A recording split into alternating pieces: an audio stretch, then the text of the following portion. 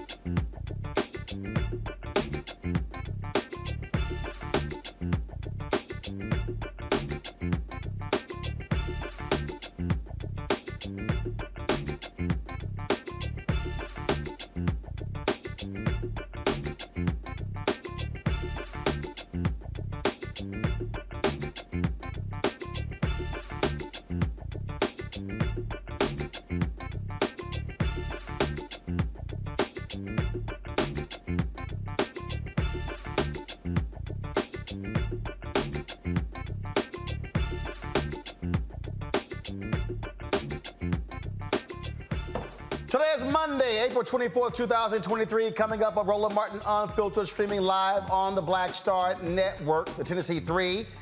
At the White House today, meeting with President Joe Biden, Vice President Kamala Harris, weeks after facing historic expulsion there in that state. We'll tell you what happened at the White House and how this may help move gun reform closer in the U.S. North Carolina's Republican Lieutenant Governor Mark Robinson, he launched his campaign to become the state's next governor and the first Black Republican governor since Reconstruction. But his ass is crazy. Wait till we show you what this idiot said about black folks and reparations. And keep in mind, Republicans could actually elect this fool. Yeah, Vice President Kamala Harris made a historic trip to Africa, strengthening diplomacy in that country. We'll talk with the president of the Constituency for Africa, discuss her visit, but also the inroads that Russia is making there. What does it mean for the continent moving forward in terms of its future? Tennessee's Republican supermajority dismantling the state's two largest cities, independent civilian-led boards that investigate police misconduct allegations and review policing policies.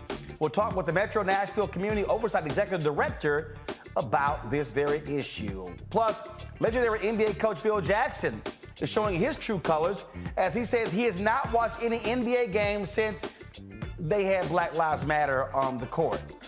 Yeah, wait till we play that for you.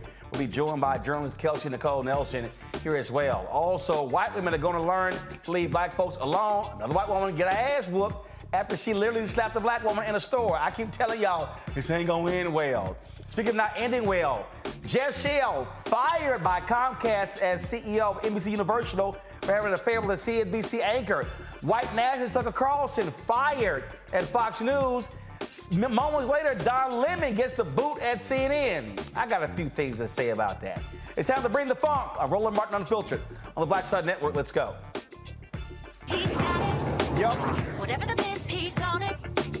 Whatever it is, he's got the scoop, the fact, the find. And when it breaks, he's right on time and it's rolling. Best believe he's knowing. Putting it down from sports to news to politics. With entertainment just for kicks, he's rolling. It's on go, roll, roll, y'all. It's Roland Martin, yeah. Rolling with Roland now. He's funk, he's fresh, he's real, the best, you know he's Roland Martin now.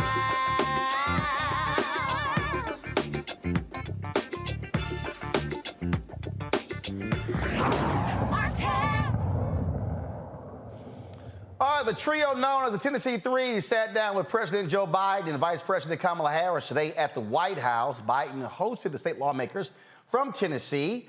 Democratic State Representative Justin Jones, Justin Pearson, and Gloria Johnson were thrust in the spotlight for leading anti-gun violence protests in response to the Covenant school shooting. Of course, the protest took place on the floor of the state house. Republicans lost their damn minds by saying, oh, how dare they break decorum. And so they kicked out Jones and Pearson, fell short on kicking out Johnson. Of course, Jones and Pearson, black, Johnson, white. Here's some of what the president had to say. You're standing up for our kids. You're standing up for our communities, safe communities, and democratic values. That's what it's all about. And all three of you speak so well about why you're doing what you did and why you continue to do it. And look, what the Republican legislature did was shocking, it was undemocratic, and it was without any precedent. But you turned it around very quickly. All right, now, of course, Pearson and Jones kicked out, but they got put back in because folks in Shelby County and Memphis and the folks in Nashville City Council voted them back in. A Republican member of the RNC actually said they screwed up. He said that all they've done is empower young folks and piss them off, and they've actually elevated these three. My panel, Julianne Malveaux, Dean, College of Ethics Studies, California State University, LA. She's joined us from Los Angeles. Dr. Amakongo Dabinga, Senior Professorial Lecturer, School of International Service, American University here in D.C. Renita Shannon, former Georgia State Representative from Atlanta. Here's the thing, Renita, it's very simple. And this Republican said it. By throwing them out, you've elevated three folks who, frankly, others would have never heard of. And you pissed off so many young people. You've now got them fired up, not only in Tennessee, but across the country. He said, we didn't play this well. Absolutely. And I'm glad that the White House is recognizing these three and assisting them, because all across the country, you have black state representatives who are putting the fight and speaking truth to power. And more often than not, they are not recognized and they do not receive the support that they should receive. So I'm really glad that these three are getting the support. Hopefully this will lead to a larger platform for them to be able to speak for the issues, because Justin Pearson and the other representative, those two have followed their work, and they are generally on the right side of issues for black folks. And so I honestly feel like the getting elevated could not have happened to two better representatives for our community. And they are such idiots, Julianne, that they've even voted when they don't want to hear them talking. Oh, we're just going to vote to stop them from talking. The exact same thing happened. I think it's in Minnesota, I believe, or one of those states, North Dakota. I think it's North Dakota. One of them states with a whole bunch of white people. North Dakota, South Dakota, one of them. So there's a transgender elected official, and they voted to silence her, keep her from talking. And so what they're doing is actually adding fuel to the fire. And so my whole deal is keep going. Keep doing it. All you're doing is empowering millennials and Gen Z.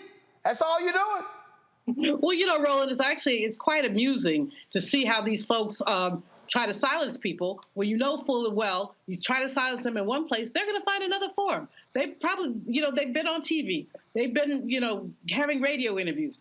As you say, nobody would have known them, 2 months ago, and now they're basically heroes, not only to the gun lobby, but also to young people. And what these people keep forgetting is that we old folks, old farts, and baby boomers, et cetera, we're going to be up out of here one way or another.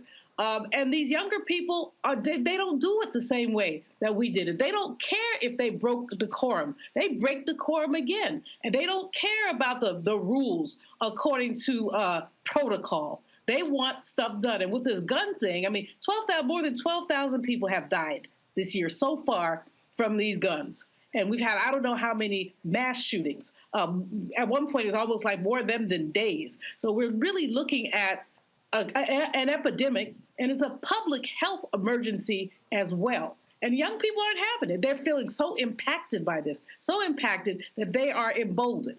And we have to be able to support them in their boldness. And these idiots in this Tennessee legislature, they're going to get what they've got coming. They got to go on ballots. These young people aren't going to be voting for them. It's going to come around to them. So it's sort of like payback as a you-know-what. Absolutely. Congo, this is the story from Business Insider. Go to my iPad, please. And this is Oscar Brock, who is from Tennessee. He actually said, if my job, along with other members of the RNC, is to protect the brand of the Republican Party, this didn't help. You've energized young voters against us. Worse than squandering support, you've made enemies where we didn't need them. And he says that even though Republicans control 75 of the 99 House seats, he said the problem is there are a lot of competitive districts in Tennessee. And remember, Reverend Barber was on our show. He said 75% of the people who ran in Tennessee ran unopposed. So what they've done is actually given free publicity, greater fundraising for Democrats who were imperiled in Tennessee. This is a huge boost for them. Most definitely. I'm still tripping over the part in the letter about the Republican brand, because I'm like, what in the world is it nowadays? It's just hate and division. That's their job. When we look at what happened at the White House today, it was really amazing, because you look at the two constituencies those three representatives represent: young Black people and youth in general, and white suburbia, right? Even if she isn't from the suburbs, white women in suburbia, two areas that people think the Democrats may struggle with in the next election. So this is very strategic for Joe Biden, who's expected to announce his run for a second term, possibly tomorrow, but sometime this week. And these are people he's going to be able to call on. At the very least, he got the photo op as relates to some new rock stars in the party. So absolutely, the Republicans messed this up. And like you said, with the trans representative, not only did they silence that representative, but they also intentionally misgendered the representative when they called the representative out. So they are on a hardcore push to try to silence voices, but it's not going to work. Only way it's going to work, Roland, and we've seen this happen too many times, if so many of these young people who are get out there and protesting are not voting, if they do not vote. And so we have to be mindful and strategic. All of these young people who are going to turn 18 between now and the next election, as Joe Madison said, we need to be having voter registration cards at these graduations. We need to stay on that, because if all of these protests keep happening and they don't vote, Republicans can continue doing what they're doing. So that's the key. And you've said this multiple times, Roland. It's not about supporting the Democratic organizations, supporting the get out the vote efforts on the ground and the local communities. And if we do that, we can do incredible things in Tennessee and beyond. Last comment I'll make before I go to break. Republicans also, y'all are pretty stupid. They don't even read history. One of the things that Dr. King always talked about is you had to have a protagonist and an antagonist. Why did the movement not do well in Albany, Georgia? It's because the sheriff in Albany, Georgia was smart. He was a college graduate. He treated King and others with respect. Even though they put King in jail, he treated them with respect and dignity. Bull Connor was a dumbass. So was Sheriff Clark. And so when they went to Selma, it had a whole different ball game. When they went to Birmingham, a different ball game, because they were dumb. And so King always understood, if I have the right antagonist, then I have set the stage for mass action and for friction, and that's what's going to drive cameras. These idiots are the modern-day Bull Connors. And what they've done is elevate Justin Jones, Justin Pearson, and Gloria Johnson to, frankly, a mythical status, and now they have to now deal with that, and we'll see how that plays out. We reach out to all three, try to get them on the show, but they're booked with other, and again, they're booked with numerous media interviews over the next couple of hours, and so we look forward to having them back on the show. All right, folks, got to go to break. We come back. Lots we're going to talk about, folks. This idiot lieutenant governor in North Carolina, the FCC, not really moving forward on the standard general deal with Tegna. I was there at the meeting on Thursday. We'll show you what happened there. We'll also talk about the vice president visit to Africa as well. And of course, the firing of Jeff Shell at NBC Universal, Tucker Carlson at Fox News, Don Lemon at CNN as well. So lots to cover on Roland Martin Unfiltered on the Black Star Network. Don't forget, watching on YouTube, hit the like button, folks. Also, support us in what we do. Download our app, the Black Star Network app, Apple phone, Android phone, Apple TV, Android TV, Roku, Amazon Fire TV, Xbox One, Samsung Smart TV. You can also, of course, join our Brina Funk fan club. See your checking money orders. P.O. Box 57196, Washington, D.C. 20037-0196. Cash App, $ RM Unfiltered. PayPal, R Martin Unfiltered. Venmo is RM Unfiltered. Zelle, Roland at RolandSMartin.com. Roland at RolandMartinUnfiltered.com. And don't forget to get a copy of my book, White Fear, How the Browning of America is Making White Folks Lose Their Minds. Available at bookstores nationwide, Ben Bell at Barnes & Noble, Amazon, Target, and of course, download your copy on Audible. We'll be right back. Black Star Network is here. Oh, no punch! I'm real revolutionary right now. Thank you for being the voice of Black America. All momentum we have now, we have to keep this going. The video looks phenomenal. See, there's a difference between Black Star Network and black-owned media and something like CNN. You can't be black-owned media and be scared. It's time to be smart. Bring your eyeballs home. You dig? I lost my daughter. I didn't know where she was.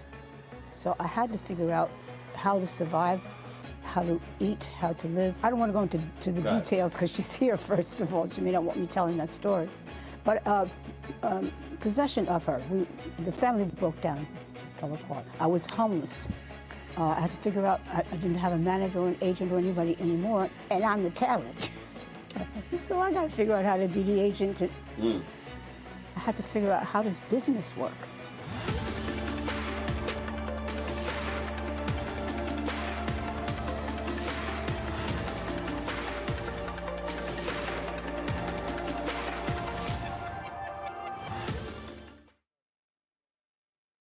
Hi, I'm Gavin Houston. Hi, I'm Carl Payne. Hey, what's up, y'all? It's your boy Jacob Lattimore, and you're now watching Roland Martin right now.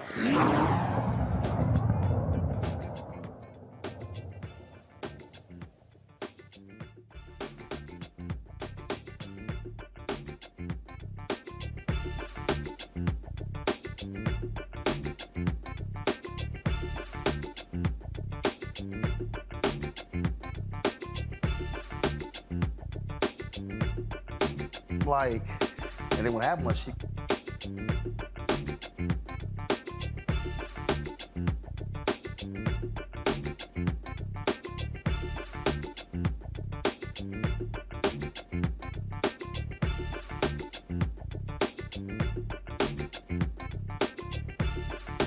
All right, now look, I told y'all there are some sane black Republicans, and there's a whole bunch of them that are out of their damn minds. One of them is the Lieutenant Governor of North Carolina, Mark Robinson, okay? So this fool's announced he's running for governor, okay? And trust me, Republicans will happily get behind this nutcase, who was the state's first black lieutenant governor. Now, why am I calling him that? He's made some of the most outlandish, ridiculous comments you've ever heard, including, this is what this fool said in a speech in 2021 to the North Carolina Republican State Convention. Watch this crap. Some people that were talking about reparations in this country. They wanted reparations. And I remember I made this particular liberal so angry at me because I told them right to their face, nobody owes you anything for slavery. If you want to tell the truth about it, it is you who owes. It's you who owes. Why do you owe? Because somebody in those fields took stripes for you. Somebody, after those fields were ended and slavery was ended, somebody had to walk through Jim Crow for you. Somebody fought wars and died for you. Somebody lived less than because they didn't have what you have, and they did it for you. There are people in their graves right now, and they are there because they were willing to stand up and fight for you. Those folks on the Edmund Pettus Bridge carrying American flags, take that, Colin Kaepernick, living in a society that he could scarcely acknowledge, something that he has never known, living with a bigotry that none of us can imagine. Carried American flags on that bridge, and when they were hit upside the head with nightsticks and shot with water hoses and knocked to the ground, they got up and picked those flags up and kept marching. And they did it for you. Nobody owes you anything. If anybody owes, it's you, because you've been the benefactor of freedom.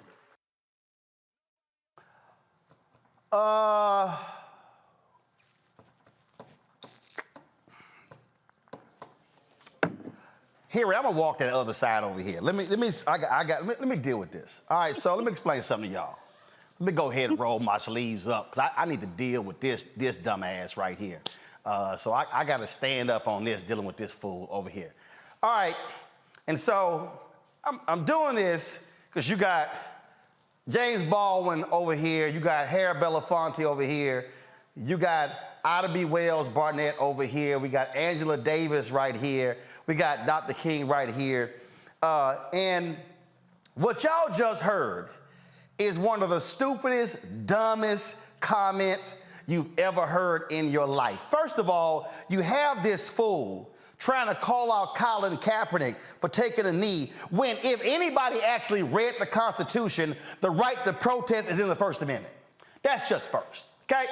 It's the first, not the second or the third or fourth, it's the first one.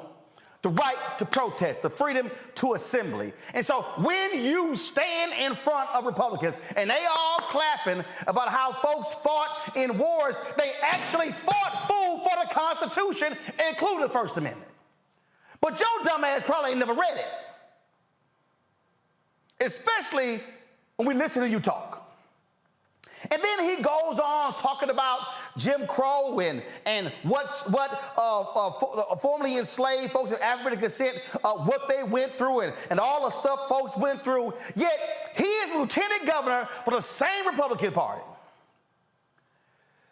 that had a laser-like targeting of black people when it came to voting.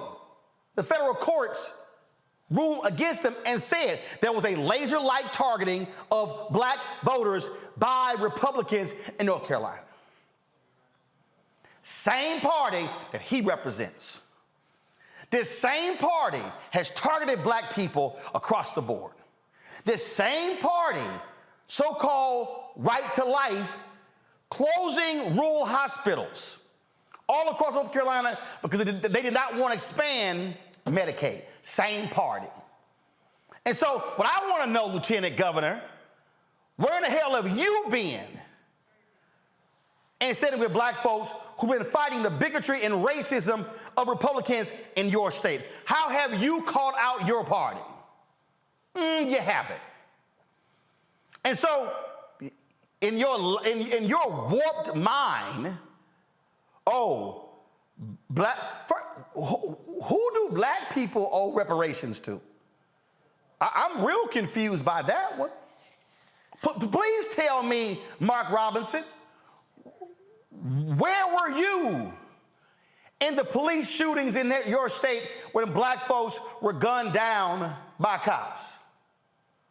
I didn't see your ass out there, and you a so-called preacher. I didn't see you saying anything. In fact, let me ask you this question, Mark Robinson. When the late Colin Powell went to North Carolina and stood up and called out the racist voter suppression of the governor at the time, McCrory, where were you? Did you say anything? Did you do anything? Or were you silent, being that happy, smiling, cheesing Negro spook by the door? I'm using that for a reason. Just happy to go along, as opposed to calling out the racism and bigotry from white Republicans in your state. And now you want to be the governor. Now you want to represent your party when your party has done all sorts of foul, vindictive things to black folk, and you have been silent, just smiling and cheesing the whole time. Oh yeah, you got to answer to that. You're gonna have to answer to that. And see, I dare you, Mark Robinson. See, it's real easy to say that nonsense in front of a room full of white Republicans. Come talk to black folks. You got something to say? Come have that same conversation with black folks, Mark Robinson. See, I don't care if you're a Republican, you're running. Michael Steele, he was lieutenant governor of Maryland. You get the other brother who was lieutenant governor with Hogan. He black Republican. That didn't faze me. Now, if I differ with him on policy, I'm going to say it. But what you are doing, you tap dancing. What you're doing is performing a minstrel show. What you're doing is being the male equivalent to Diamond and Silk. That's what you're doing. And you should be called out for sounding like a damn fool as you stand there shucking and jiving and somehow thinking we're supposed to support that nonsense. No, open your mouth or you're gonna get called out. What you said in that speech was beyond illogical. And trust me, we're gonna make sure every black person hears about it if you get Republican nomination, to make sure you do not become the governor of North Carolina. Real quick, I'll go through all three. I'm gonna Congo you first. Wow, I did not see that speech, Roland, so I'm glad that you played it. And I just kept thinking every time he was saying you owe it, you know, when for people who died in graves and marched across the Edmund Pettus Bridge, I'm like, what about all of the white people who inflicted this on our ancestors? I mean, the bridge itself is named after a Klansman and Confederate soldier. Every single day we are seeing these black Republicans who are doing everything possible to have some type of time in the spotlight.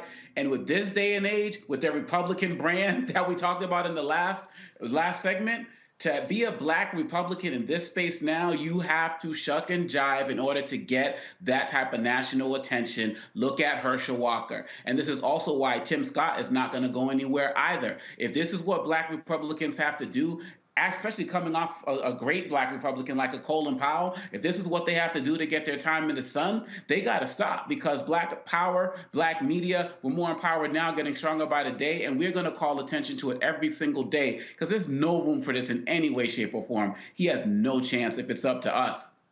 Julian? I mean, what a horrible, distasteful distortion of history. This man is dumb as a post, Roland. Dumb as a post, because he's taken history and he's distorted it in ways that are repugnant. Beyond that, the clowning, that's what he was doing. He's clowning, Mr. Bojangling, tap dancing. If that's what he needs to do to be governor, believe me, he's not going to be governor. And it's not just the black folks. White folks do not want black fools. And that's what that is a black fool. He hadn't thought this speech through clearly, because who would black people pay reparations to? See, those of us who are reparations advocates, we understand what reparations is about. We understand the wealth gap and the ways that we close the wealth gap, and that includes reparations. What does Black people pay in reparations? What problem does that solve?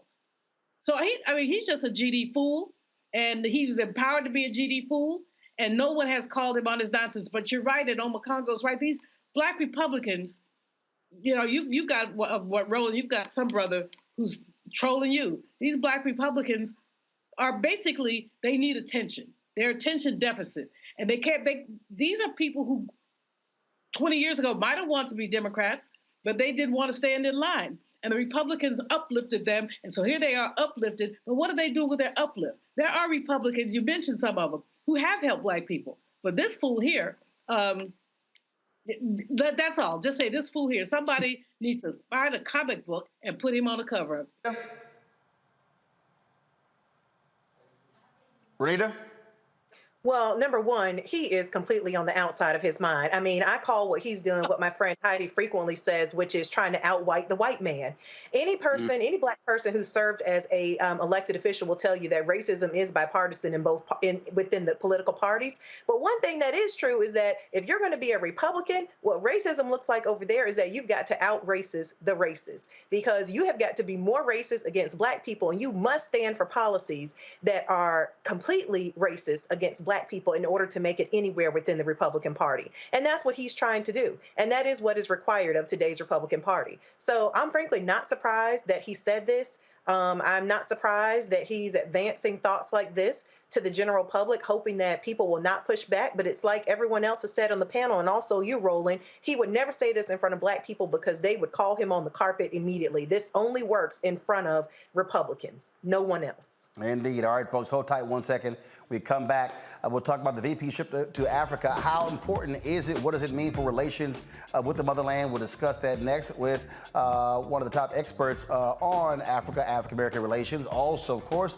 we'll talk about Tucker Carlson, Don Lemon out Fox News as well as CNN. Also, we'll talk about the Standard General deal with Techna could almost be dead if the FCC doesn't take some action in the next few days. Plus, Phil Jackson, he ain't watching no more basketball because they dare talk about Black Lives Matter. All them damn rings you got because of Black players, and now you got a problem with Black Lives Matter. But you didn't mind them lives getting your ass some rings. We'll talk about all of that on Roland Martin Unfiltered on the Black Star Network. Back in a moment.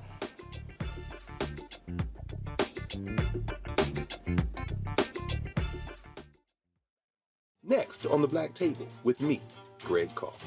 We look at the history of emancipation around the world, including right here in the United States, the so-called end of slavery. Trust me, it's a history lesson that bears no resemblance to what you learned in school. Professor Chris Manjapra, author, scholar, amazing teacher, joins us to talk about his latest book, Black Ghost of Empire, The Death of Slavery and the Failure of Emancipation. He explains why the end of slavery was no end at all, but instead a collection of laws and policies designed to preserve the status quo of racial oppression. The real problem is that the problems that slavery invented have continued over time. And what reparations are really about is saying, how do we really transform society, right? And stop racial violence, which is so endemic. What we need to do about it on the next installment of The Black Table, right here on the Black Star Network. Hi, I'm Dr. Jackie Hood Martin, and I have a question for you. Ever feel as if your life is teetering and the weight and pressure of the world is consistently on your shoulders? Well, let me tell you, living a balanced life isn't easy. Join me each Tuesday on Black Star Network for A Balanced Life with Dr. Jackie. We'll laugh together, cry together, pull ourselves together, and cheer each other on. So join me for new shows each Tuesday on Black Star Network, A Balanced Life with Dr. Jackie.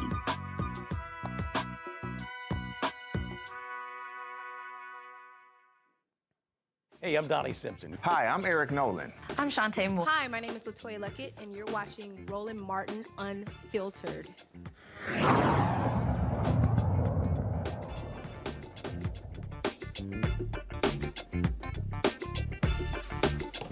Vice President Kamala Harris' historic trip to Africa was, of course, to deepen relationships and partnerships with the continent. But what needs to happen now that she's gotten back? Melvin Foote is president of the Constituency for Africa. He joins me here in the studio. Melvin, glad to have you here. For folks who don't know you and the organization, first, just give an understanding of how long you've been working on issues related to the motherland. I've been working on Africa my whole career. So I went out as a U.S. Peace Corps volunteer in 1973 to Eritrea and Ethiopia, and I've been working on Africa ever since. I've been to 45 countries or more. I work across the issues, and a lot of success in shaping U.S. policies toward Africa. And so, what do you make of her trip? Because you have some people who have this whole idea that, oh, it's performative, it's just going there, photo ops, and taking pictures. Well, it's good that she goes. I'm always happy when senior officials, such as the Vice President, go to Africa. I certainly tried to push them to be more substantive than they were. I think after the U.S.-Africa Summit, they've been running people to Africa and taking a lot of pictures and all of that. But, we're also trying to push for substantive U.S. policies toward Africa. I think it lacks substance to a certain extent, but I'm happy that she went, and certainly I'm trying to support them in every regard. So you say it lacks substance. What do you want to see? Well, we want they want a relationship with Africa. They're claiming that we're home, we're back with Africa again, but you don't see the partnerships that Africa really wants. They're not really talking to Africa. They're pushing democracy, for instance. How can we talk about democracy in Africa after, what we got here, They're more like lecturing Africa as opposed to talking to Africa. We want a trade policy that really has teeth to it. We want to see diaspora engagement. People like myself should be fully engaged in the policy process, but they put you in a box and hold you up. But so we're pushing for stronger policy engagement from the diaspora, and we want to see programs that Africans can really, live up to the next generation of young people. We want the minerals in Africa just like everybody else. We want diamonds, oil, coltan. We love Congo, for instance, right now, but we're not going to do anything to save the people of Congo. We're there to try to get the minerals like the Russians and the Chinese and the French and the British and everybody else. So when you say that, we love the Congo, or in terms of the things that we want, but there are things that they also want.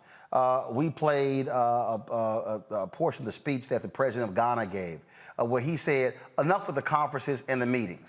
He said, this is now about action, what we need to be doing moving forward to move this continent together. Well, the Africa is also disorganized.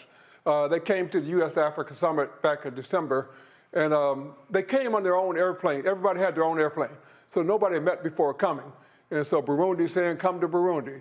Gambia says, come to Gambia. Gambia is about as big as Washington, D.C., where they should have caucused before they came, and came with 4 agenda items saying, Mr. Biden, we want these 4 things. They would have left with 2 or 3 of them like that. They didn't do that. They didn't caucus with the diaspora. You got 1 billion people in Africa, but you got 1 billion in the diaspora too. And they didn't call me up and say, hey, what do you think we can get out of them? I would have gave them some advice. So part of this is we still need to unify. My mother always told me don't agonize, organize, But with the Africa world, we're really not in sync, and we really don't think together in terms of one agenda. But isn't the part of that is because it's 54 countries. And the reality is when the United States goes somewhere, it's about the United States and no one else. And so, and I remember listening to, I was at the NBA All-Star game where they had their newsmakers breakfast and they were talking about Africa. And individuals on the panel were talking about it as if it was a nation as opposed to a continent comprised of nations. And so isn't that also difficult when because you're going to have leaders who only care about their country and no one else? Yeah, but they're also framing the African Continental Free Trade Area, which is the largest market in the world. And that's coming together, and I'm very much supportive of it. But this will enable Africans to trade with Africans. I mean, Kenyans should be trading with Nigerians, and because they're being hoodwinked at every corner to get those minerals. And so if they're divided and fragmented, it makes it easier for these other countries to access their mineral wealth. So Africa, on paying lip service to it, they're trying to move into a unified front. Sure, you got 54 countries on the continent, but there should be one unified market. There should be one unified, really, policy toward the world. They're running around going to these conferences. They're going to be in Russia for a conference. Russia will be telling them a whole bunch of other things. They were just in Europe. They were just in the U.S. So they're getting all these mixed messages. Until Africa gets some sort of sense of unity, I don't think they have a chance of dealing with the rest of the world. Questions from our panel. Let's see. Julian, you're first. Hey, Mel, how you doing? I'm doing well. We were just together at international conference, the State of the Black World and the Diaspora. Help us understand why so many African-American people in particular, but other in the diaspora, really do not see a connection to the African continent. And it tends to be one of the issues in terms of how we can advocate when so many of us are disconnected. We can advocate for other things, but not for the African continent. Tell me why. Well, I think most Americans are uninformed, underinformed, and misinformed about Africa. And one of the things that I'm pushing the U.S. government to do is to educate Americans about Africa. We know what to do: seminars, workshops, town hall meetings, and otherwise. There should be a lot more blacks in the Peace Corps, for instance. Peace Corps, which started my career, 2% are black. So we need to quadruple that in a hurry to get more young African Americans to go to Africa, to understand it, because the information by and large is absolutely distorted. And most of us, when we think about Africa, we're thinking about famine, we're thinking about Idi Amin, we think about all this crazy stuff. And Africans are also mixed about us. They've been told that we are all gangbangers and murderers and this kind of thing, so Africans don't want to deal with us. And the Africans who they do bring over here to go to school and so forth, they train them out in Nebraska, Kansas, Minnesota, far away from black people as they can. By the time they land in Washington to work in the policy environment, they don't want anything to do with African Americans. So to me, a big part of this is unity, and how do we go about establishing, an African American. I'm leaving tomorrow to go to Nigeria to participate in the Global African Diaspora Conference in Abuja. And, my message is going to be the same thing: unity. How do we go about getting real unity beyond, the talk? How do we get to the point where we can actually work together on policy, work together on various strategies to get African people worldwide united? Omokongo? Mr. Foote, I have such a great deal of respect for you and so many questions I'd love to ask, but I'm just going to stick with one for tonight. Do you feel like the United States government really has a strong appreciation for Africa and African leadership? Because part of my challenge is I see corporations and government embracing who I consider to be the wrong Africans. So, for example, you talked about Congo. Well, look at what part of what happened with Congo came from the regime of Kagame in Rwanda, but yet I see Kagame sitting front row at the NBA All-Star game because he's helping expand basketball across the continent, so he becomes a friend of the United States. Do you feel like there's a little bit, and then we talk about what's happening in Sudan, and we're only talking about that as it relates to Americans being evacuated. Do we have a backwards view of who we should be working with on the African continent? I think the United States has always been wrong about Africa. I mean, the first policy was to bring us on slave ships to the United States. But we haven't improved very much after that. And honestly, there's a desire to try to do better. I think President Biden and Kamala Harris are trying to do better. But we have a long way to go to have an effective policy that makes a lot of sense. Biden committed like $500 billion, I think the number was, for Africa that they announced at the U.S.-Africa Summit. But when you break that down and say, where is that money, you'll be hard-pressed to find it. I'm talking to some of the ambassadors in some of the countries, and Mali, for instance, the ambassador said U.S. has committed $1.5 billion a year to Mali, but she can't find it. They're not building schools, they're not building roads. Where is that $1 billion plus? I think a lot of it ends up in lobbies here in Washington. It never even make it to the continent. So a lot of our stuff is all fluff. Africans are tired of us just trying to lobby, to lecture us about their state of democracy, about various policy issues.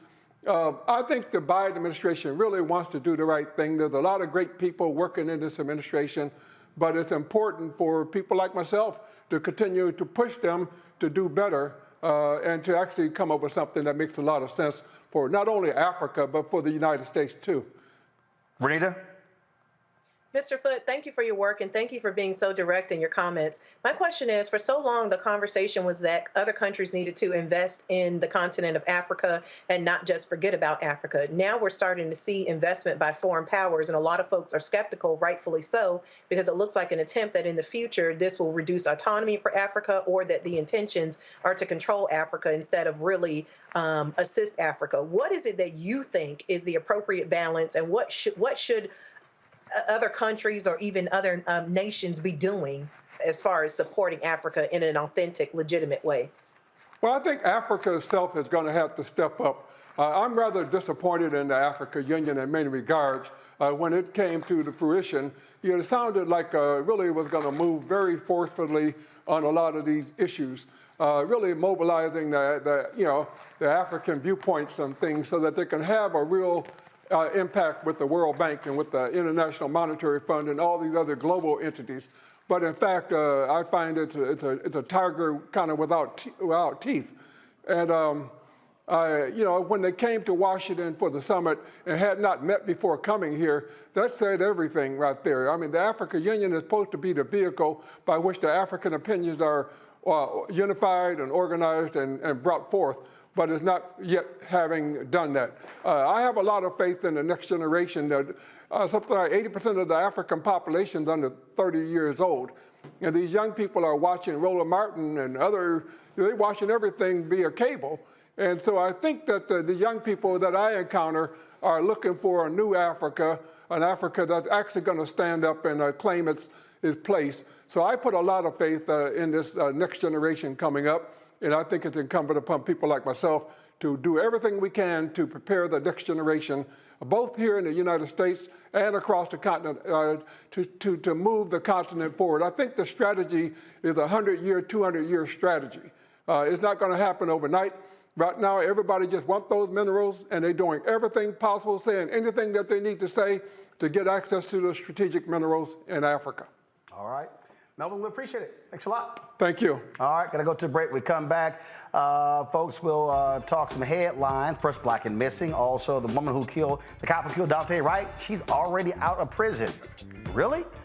We'll tell you about that next on Roland Martin Unfiltered on the Black Star Network.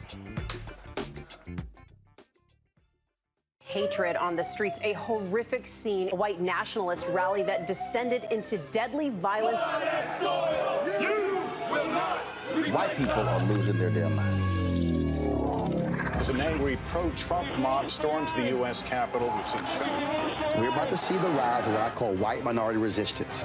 We have seen white folks in this country who simply cannot tolerate black folks voting. I think what we're seeing is the inevitable result of violent denial. This is part of American history. Every time that people of color have made progress, whether real or symbolic, there has been what Carol Anderson at Emory University calls white rage as a backlash. This is the rise of the Proud Boys and the Boogaloo Boys. America, there's going to be more of this. Here's all the Proud Boys, guys. This country is getting increasingly racist in its behaviors and its attitudes because of the fear of white people. The fear that they're taking our jobs, they're taking our resources, they're taking our women. This is white fear.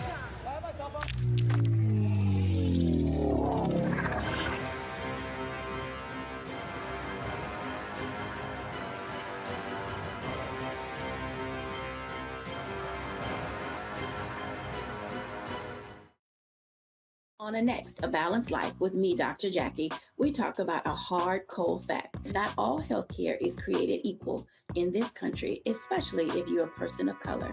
So many of us, Black families, we rely upon each other heavily.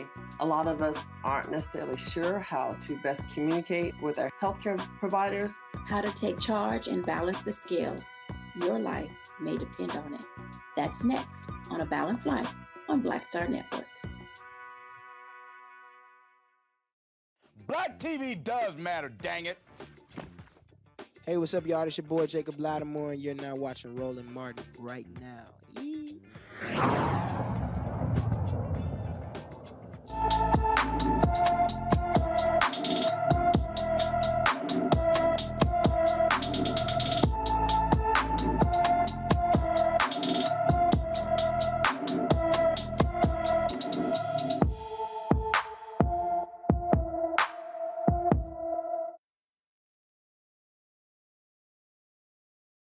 All right, folks, today's Black and Missing is a young man. This is out of Connecticut, folks. Elias Fremont of Bridgeport, Connecticut, has been missing since April 8th. The 17-year-old is 6 feet tall, weighs 190 pounds, with black hair and brown eyes. Anyone with information about Elias Fremont should call the Bridgeport, Connecticut Police Department at 203-581-5100, 203-581-5100. The former cop in Minnesota who shot and killed Daunte Wright, she's actually out of prison. Kim Potter left her prison cell this morning after serving 16 months of her 2-year sentence. She will serve the remaining months of her sentence on supervised release. Potter was convicted of first and second degree manslaughter in Wright's April 2021 death. She shot and killed Wright during a traffic stop. She claimed she intended to use her taser and mistakenly fired her service weapon. Last summer, the city of Brooklyn Center approved a $3.25 million settlement for Wright's family in the shooting. Jesus, Renita, 16 months, that's it. But first of all, she should have got more than 2 years. And, you know, this is why activists have said for so long that Black lives do not matter, because we see that even when folks are held accountable, police officers are held accountable for killing Black people, you can easily find Black people who have been given more time just for having small ounces of weed. So, I mean, the system is really broken on this. And I honestly, because we've had so little advancement in police accountability measures, I wouldn't be surprised if she wasn't able to come out and work as a police officer once she's completely out of correctional control, meaning off of continued supervision. Omokongo? And going off of the last point that Renita said about her getting the job again, when I was reading what the mother of Daunte Wright was saying, one thing that helps give her comfort is knowing that she won't be walking the streets as an officer again. And I was like, in this society, we can't guarantee that. And to be quite honest, nowadays, she's more likely to get a job again. And, you know, his mom, she said she had a partial stroke and suffered some, you know, blurred vision and stuff. The effects of the families of what happens in these communities, we don't talk about enough. And she has to live with coming home and not see her child forever. And when I saw this story, I'm like, after 16 months only? And so this is another reason, coming back to the election, George Floyd police reform bill, because a woman like her, a woman like Potter, should never be allowed to hold a gun as a police officer ever again. And we can make something like that happen if we get 2024, the election, and get the George Floyd Police Reform Act passed. Folks, this story out of Florida, another senseless shooting after a harmless mistake, this time again in the Sunshine State. Antonio Cacavelli shot the car of Waldis Thomas Jr. and Diamond D'Arville. The pair went to the wrong address trying to deliver an Instacart order April 15th. Thomas was on the phone with a customer trying to find the correct address.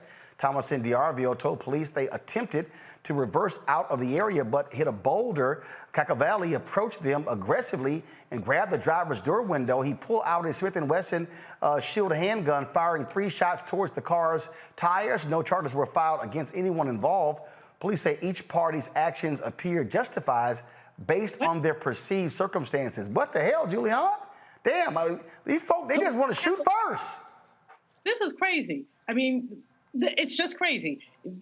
Coming behind what happened to the young brother in Kansas City, coming behind the 2 little white cheerleaders who were shot at because they went in the wrong car. And this is just insanity. And so these people do not need to have guns. At the end of the day, they do not need to have guns. And this particular case, I don't believe that the police would file no charges. But basically, that's like saying you can get away with it if you want to, just like Kim Potter. I mean, 16 months is nothing for taking somebody's life. And it almost makes me speechless. And look at her ugly self, sitting there crying. Why are you crying, lady? You killed somebody. Stop crying. You know, own what you did. But you've got to give it to the judge and the jury. I mean, to give her 2 years. And in that state, if you get 2 years, you serve, I think, is 80% or 70% of your sentence, and you're under supervised probation. She should not ever, Omokongo said she should never be a police officer. She should never be any kind of officer. She should never be able to put her hand on a gun again or a person again. And people need to go by her house, quite frankly, and picket and show their outrage. This is ridiculous. Well, again, she's already out of prison. Also, now, folks, we told you the sheer nonsense that is happening at Fox News. And so, even though Tucker Carlson got fired, I'm going to discuss that in a little bit, they still got idiots like Will Cain. And look, I know Will. We used to debate all the time. I used to crush when we were at CNN. But you want to see stupid? This is what this fool had to say about the racist 84-year-old white man who shot the unarmed black teen Ralph Yarl in Kansas City, Missouri. Hard turn to a sad and tragic story out of Kansas City, where a young man, 16 years old, appeared to have gone to the wrong residence. The man inside, the 84-year-old man inside, responded to the young man at his door with gunshots. Now, you can imagine yourself on both sides of this door, going to the wrong residence to pick up your siblings, literally got the wrong address. And all of a sudden, as you're standing at the doorbell, shots ringing out. You can also imagine yourself on the other side, an 84-year-old man with a 6-foot-tall guy outside your door, reportedly pulling on the glass outer door to come inside. Here's what I would tell you. This is a tragedy, but there is zero evidence that it is racist. And that's the narrative today, that it is ringing a doorbell while being black. I'll reserve judgment, as we all should, until we get the facts to arrive at a conclusion.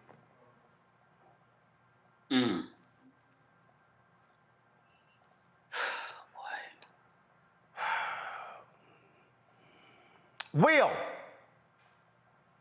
Ralph Yarl is 5'8", 140 pounds. He ain't 6 feet tall. Okay? We also know from Ralph Yarl's grandson that his grandfather is racist. Out of his own mouth. So what does it say about you, Will Kane, that you immediately leap to, oh my God, we can't call it this? Yeah, we can. And we can also, he was yanking on the door. Really? I'm sorry. Where'd you see that in the police report, Will? That he was yanking on the door. Please tell us that. Did you also skip over the part, Will Kane, where he fired and while Ralph was on the ground, fired again? Oh, I guess we skipped that part. This, folks, is the BS that you get on Fox News. And trust me,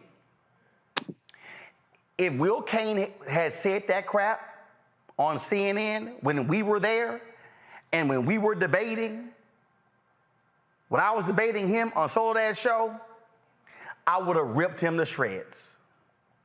But see, Will now knows that he speaks in an echo chamber. He now speaks on a network where facts don't matter, where they can say whatever they want to say and there are no repercussions. And that's the reality of Fox News today.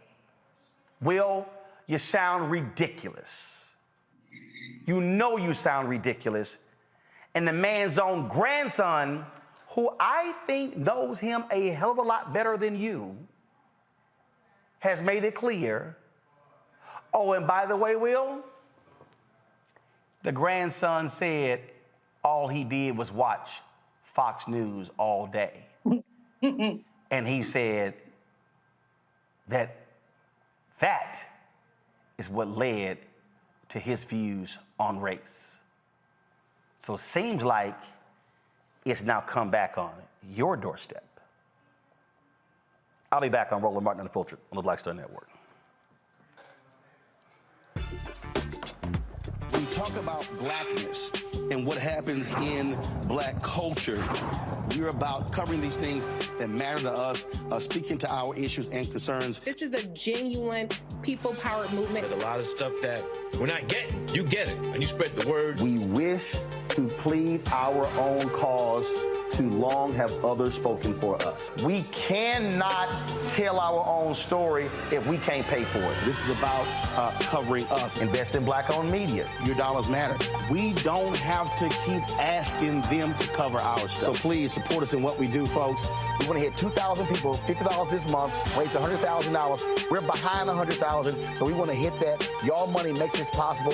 Checks and money orders go to P.O. Box 57196, Washington, D.C. 20037-0196. The Cash App is $RM Unfiltered. PayPal is R Martin Unfiltered. Venmo is RM Unfiltered. Zelle is Roland at RolandSMartin.com.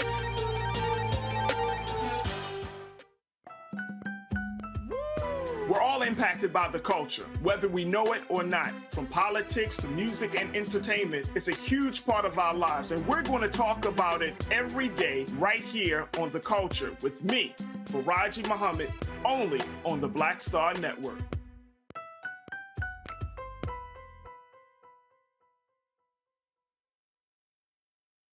Hi, I'm Anthony Brown from Anthony Brown and Group Therapy. Hi, I'm BB Winans. Hey, I'm Donnie Simpson. What's up? I'm Lance Gross, and you're watching Roland Martin Unfiltered.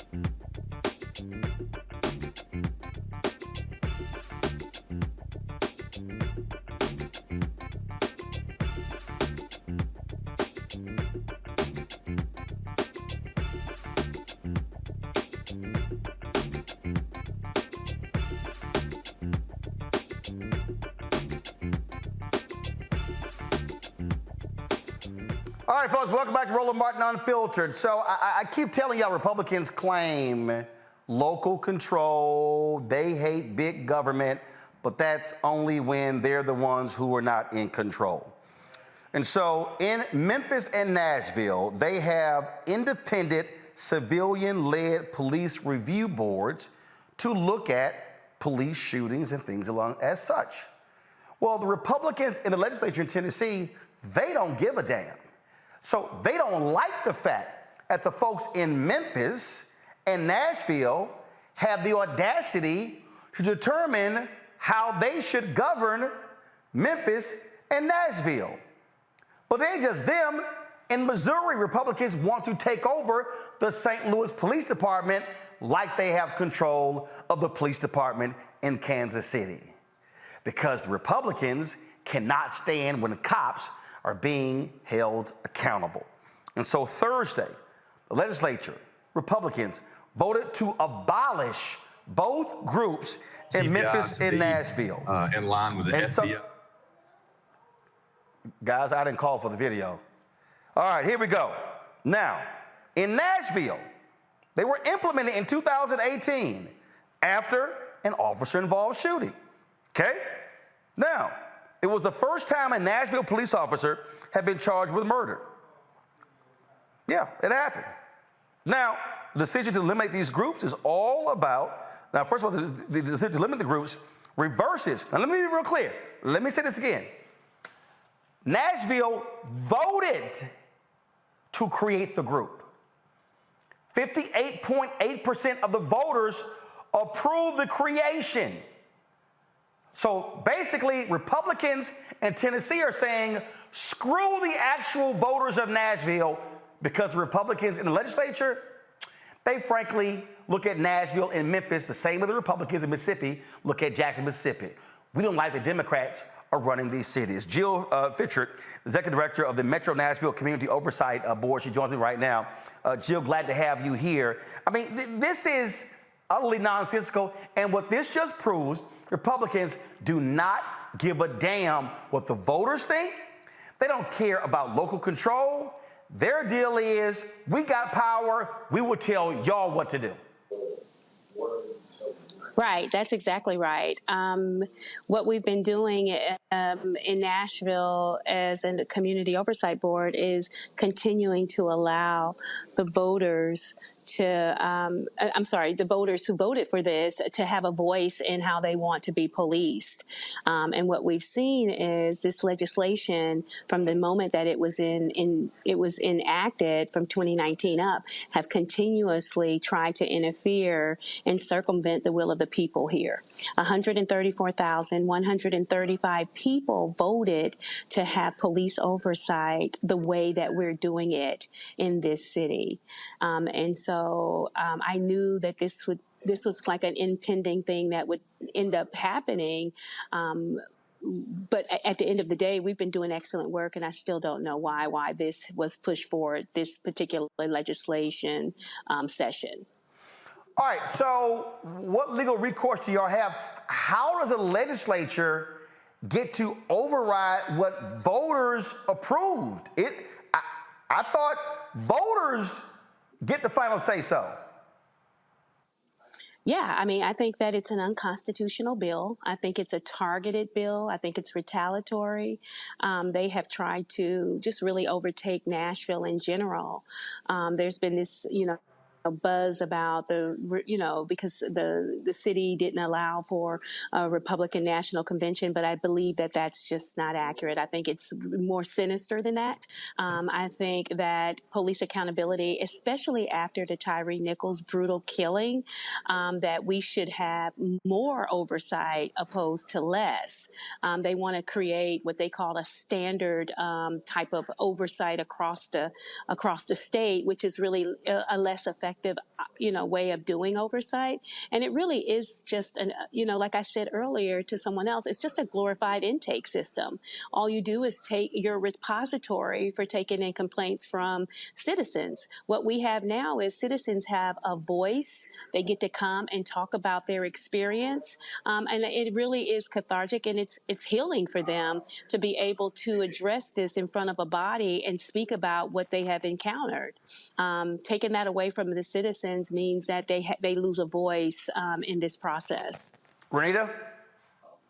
This is why I always talk about the need for Black people to not support giving more and more funding to police, because what you have here is a situation where this board that was supposed to be holding police officers accountable and advancing police accountability has now been disbanded. You've got the situation in Mississippi where they're setting up an entire other system to control Black folks with the criminal legal system. And all of this has come from more and more money to policing. It's not going to work out well for Black folks to continue to elect Black politicians who are going to go along with giving money towards policing. So I'd like to ask the guests, what are your thoughts around how much money we spend on our budgets towards police?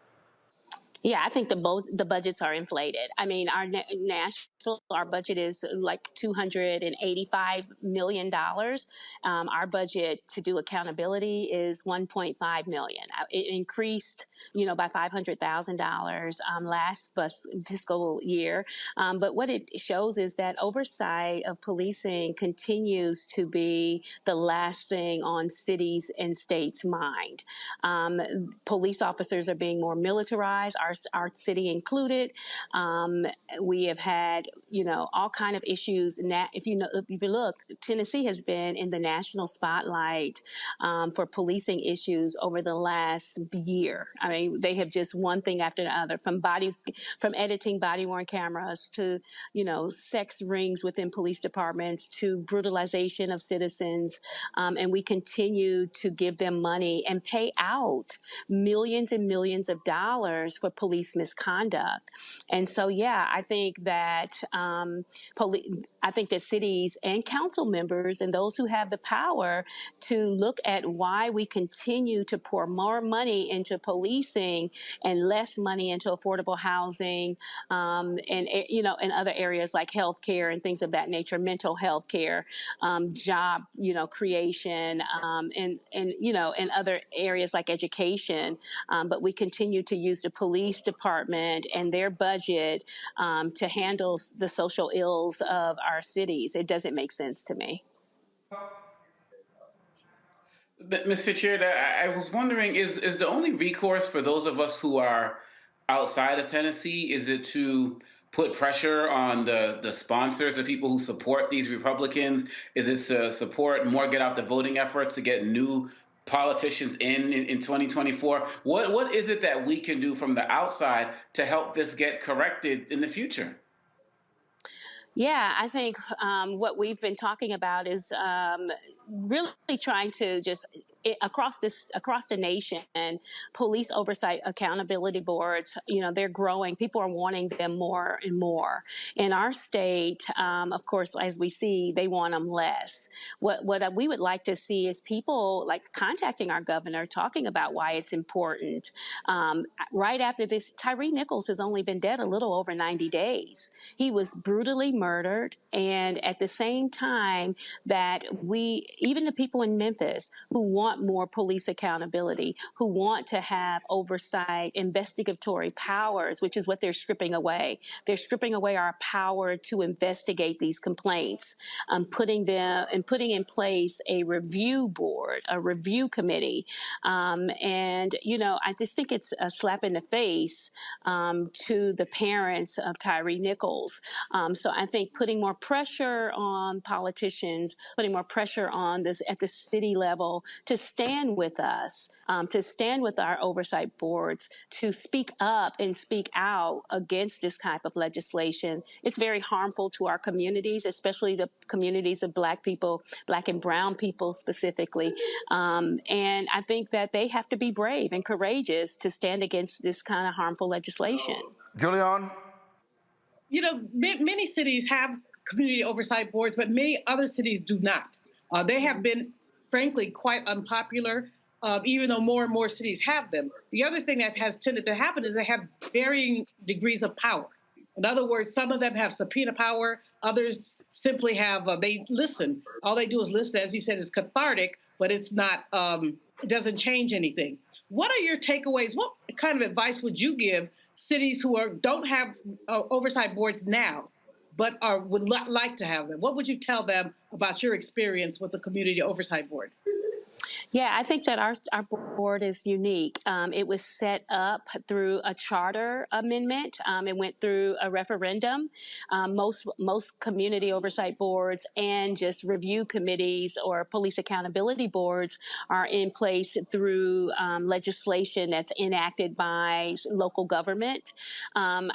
This took a big organizing effort for organizers to come together to push for this to be on a referendum, and it was ratified by, like you said, 58.5% of the voters. And so what I would suggest to them is to do your research, what is most effective in your city, what the people would like. What we are is a hybrid entity, right? We can do investigations, we can do research, we can look into any criminal justice issue within this city and make recommendations.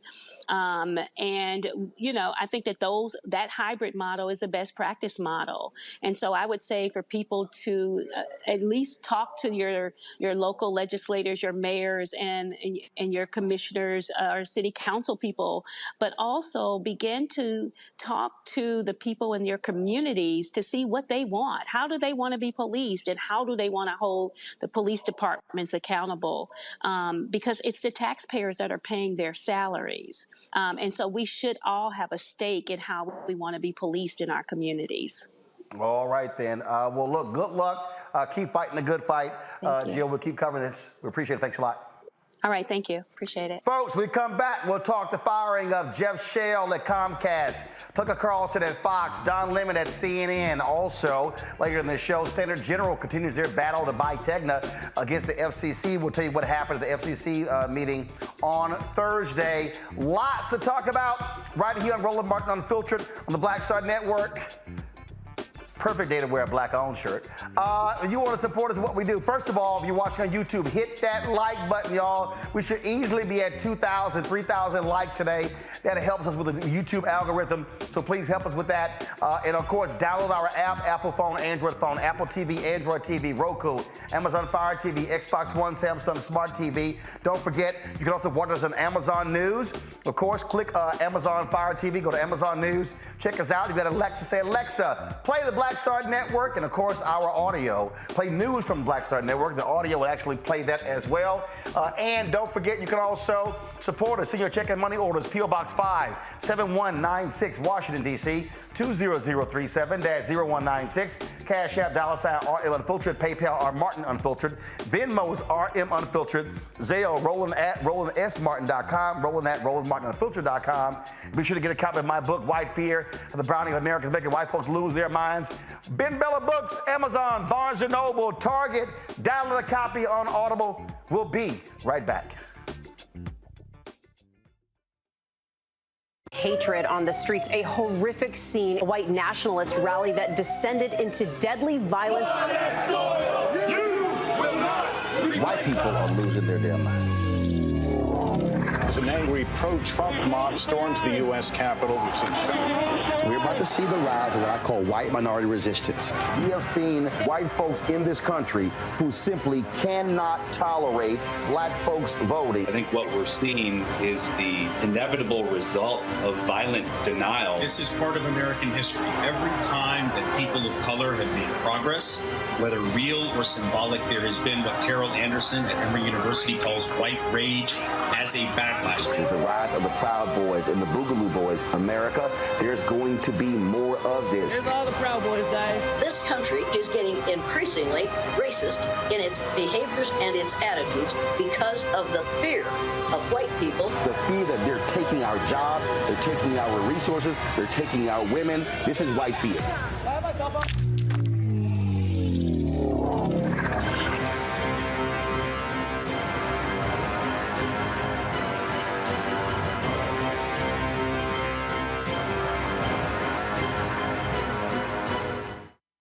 On a next, A Balanced Life with me, Dr. Jackie, we talk about a hard, cold fact. Not all healthcare is created equal in this country, especially if you're a person of color.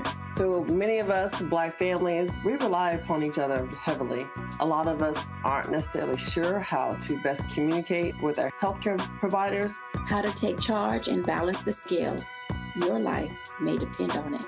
That's next on A Balanced Life on Black Star Network. My name is Charlie Wilson. Hi, I'm Sally Richardson Whitfield. And I'm Dodger Whitfield. Hey everybody, this is your man Fred Hammond, and you're watching Roland Martin, my man, Unfiltered.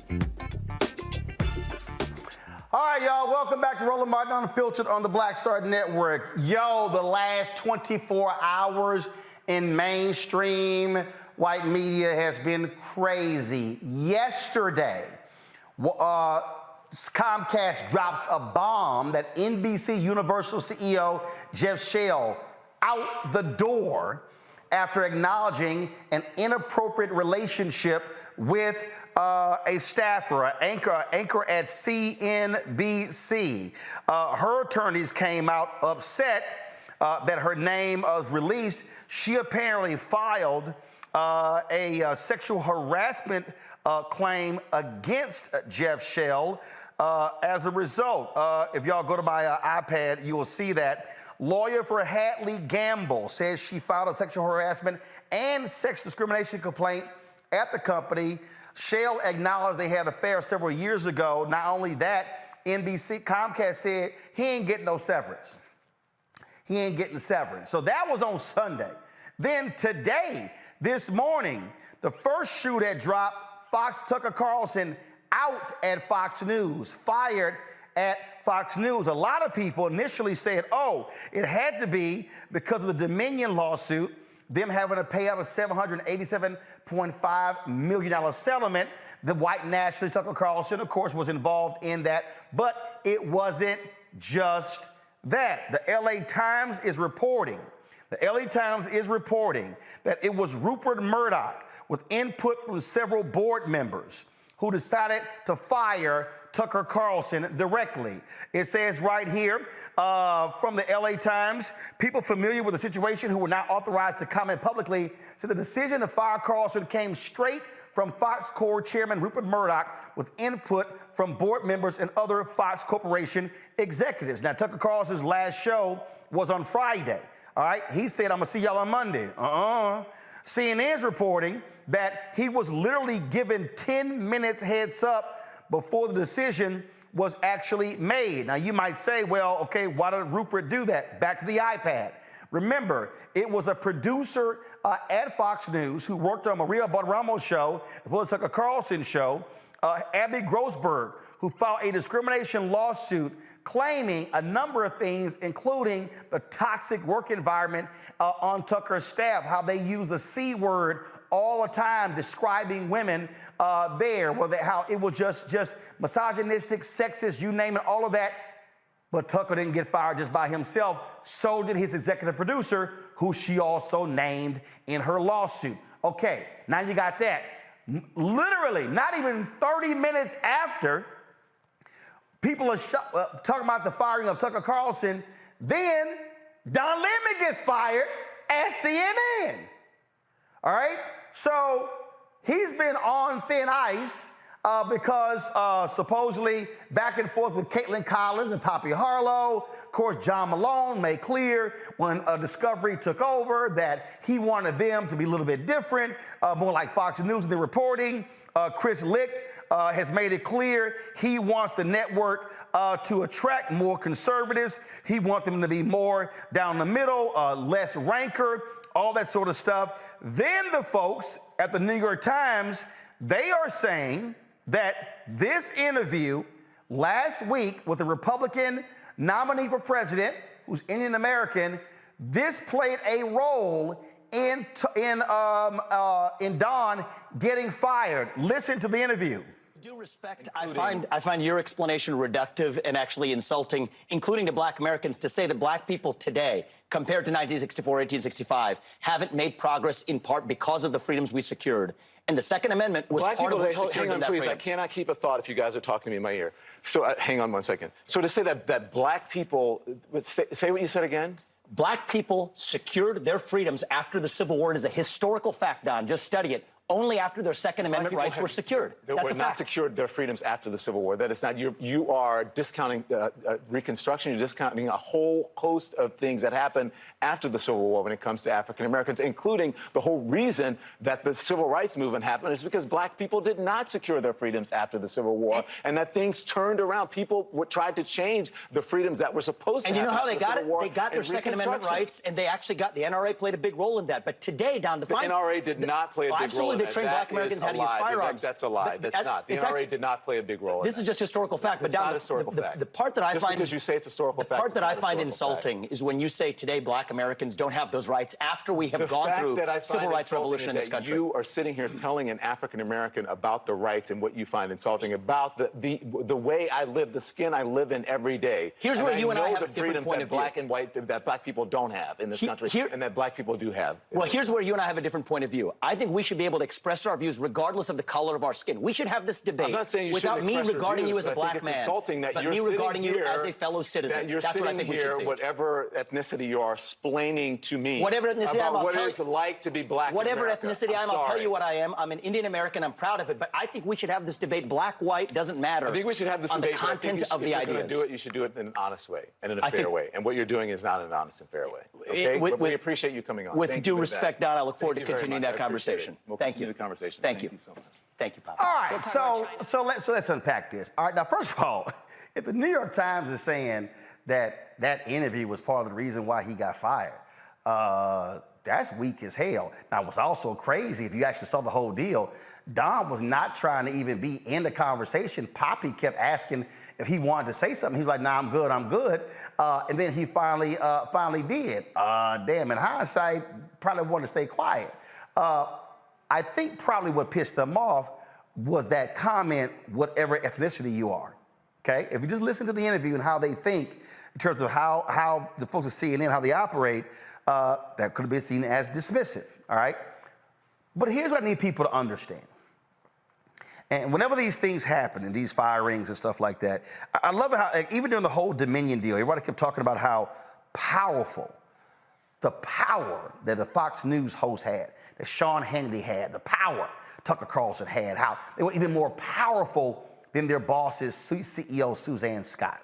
Y'all heard me say this when we talk about athletes. Ooh, LeBron, he's the most powerful NBA player. Do y'all see the shirt I got on? It says black owned. The only people, see, take that part off. The only people who got power are the people with the own part. It don't matter if Tucker was getting $12, $15 million a year. It don't matter if Don was getting $3, $4, $5, $6 million, whatever he was getting. It doesn't matter that Jeff Shell was a CEO and he made $21 million last year. All three of them, employees. And I keep telling y'all, employees can't get fired. Owners can't get fired. Now, owners can voluntarily step down. They can resign. They can retire. They don't get fired. Rupert could turn the company over to his sons. He still owns the stock. So I need y'all to understand, it was a target on Don's back from the moment Warner took over the company. John Malone said it.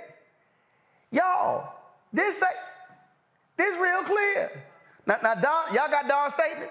Pull it up. Don released a statement to the press where he said, I was terminated. I was informed this morning by my agent that I have been terminated by CNN. I am stunned. After 17 years at CNN, I would have thought that someone in management would have had the decency to tell me directly. At no time was I ever given any indication that I would not be able to continue to do the work I have loved at the network. It is clear that there are some larger issues at play. With that said, I want to thank my colleagues and the many teams I have worked with for an incredible run. They're the most talented journalists in the business, and I wish them all the best. Now, Don been there 17 years. The folks at CNN PR did issue a statement with regards to Don's statement. Go to my iPad. They said Don Lemon's statement about this morning's events is inaccurate. He was offered an opportunity to meet with management, but instead released a statement on Twitter. Let me say this again, y'all. It was a bullseye on his back.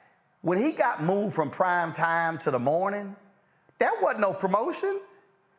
He went from having a show where he was the host to a show with 3 other hosts, one that got no business being on the set, Caitlin Collins. She ain't ready. She ain't ready for prime time. She not, okay? She way too green, okay? She need to go back and get some more experience, okay? So you had all these incidents. The Nikki Haley comment, past prime, big screw up, okay? But the deal is, bullseye was there.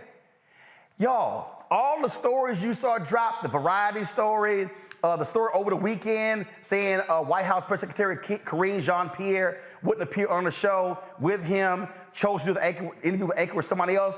Karine, they released a statement saying Karine denies that. Y'all, all those stories came from inside CNN. And so I'm just trying to explain to y'all, you got to be aware of what's going on. Tucker, Tucker didn't learn nothing from Bill O'Reilly. See, Rupert like, damn, I just paid $787.5 million. I spent $32, $35, $40 billion on settlements for Bill O'Reilly. Now I'm gonna have to spend another $10, $15, $20 million on this other woman because of Tucker. Yeah, your ass gotta go. Y'all, employees ain't got no power. They will bounce your ass in a heartbeat, and it don't matter. And so there are all these people who are mad, who are upset. Y'all, that's what they do. It was 10 years ago, April 5th, or April 6th. I think it was April 5th. It was 10 years ago, April 5th. Where was my last day at CNN? That was 10 years ago. And see, here's the whole deal. You know the game. I told somebody this. Y'all, I joined CNN in 2007. Do y'all know when I plotted my exit from CNN? The day I joined in 2007. Let me say it again. I started planning my exit the day I started. Those jobs ain't guaranteed. No, hell, Disney this week is beginning their second round of layoffs. They will lay folks off in a heartbeat.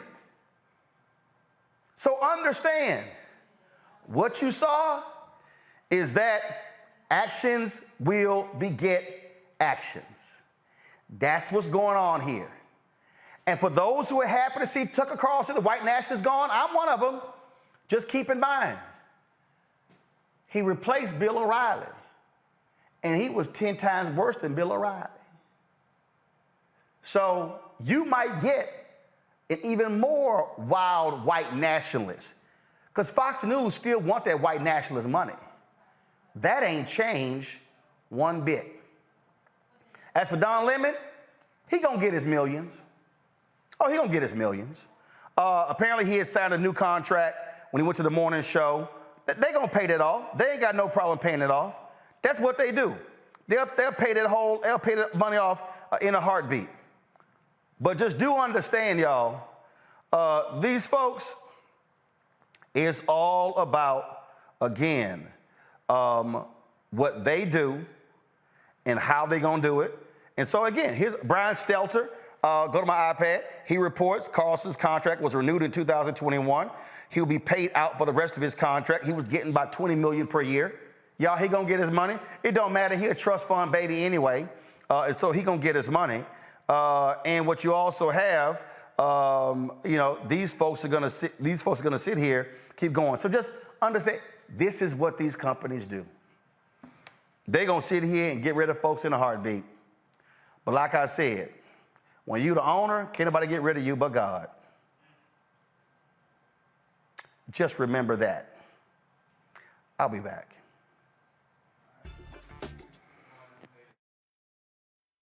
Next on the Black Table with me, Greg Carr. We look at the history of emancipation around the world, including right here in the United States, the so-called end of slavery. Trust me, it's a history lesson that bears no resemblance to what you learned in school. Professor Chris Manjapra, author, scholar, amazing teacher, joins us to talk about his latest book, Black Ghost of Empire, The Death of Slavery and the Failure of Emancipation. He explains why the end of slavery was no end at all, but instead a collection of laws and policies designed to preserve the status quo of racial oppression. The real problem is that the problems that slavery invented have continued over time. And what reparations are really about is saying, how do we really transform society, right? And stop racial violence, which is so endemic. What we need to do about it on the next installment of The Black Table, right here on the Black Star Network. We're all impacted by the culture, whether we know it or not. From politics to music and entertainment, it's a huge part of our lives, and we're going to talk about it every day right here on The Culture with me, Faraji Muhammad, only on the Black Star Network.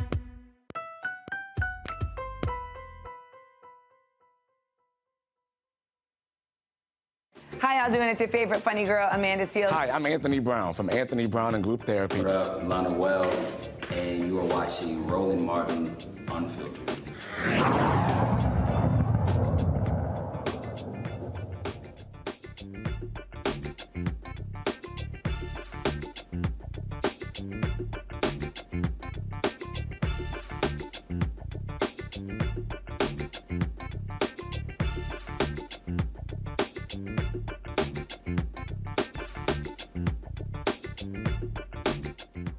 Well, everybody and their mama love talking trash. Now we got cultural appropriator Phil Jackson, who won a lot of rings because of black ball players like Michael Jordan, Scottie Pippen, Shaquille O'Neal, Kobe Bryant, and others.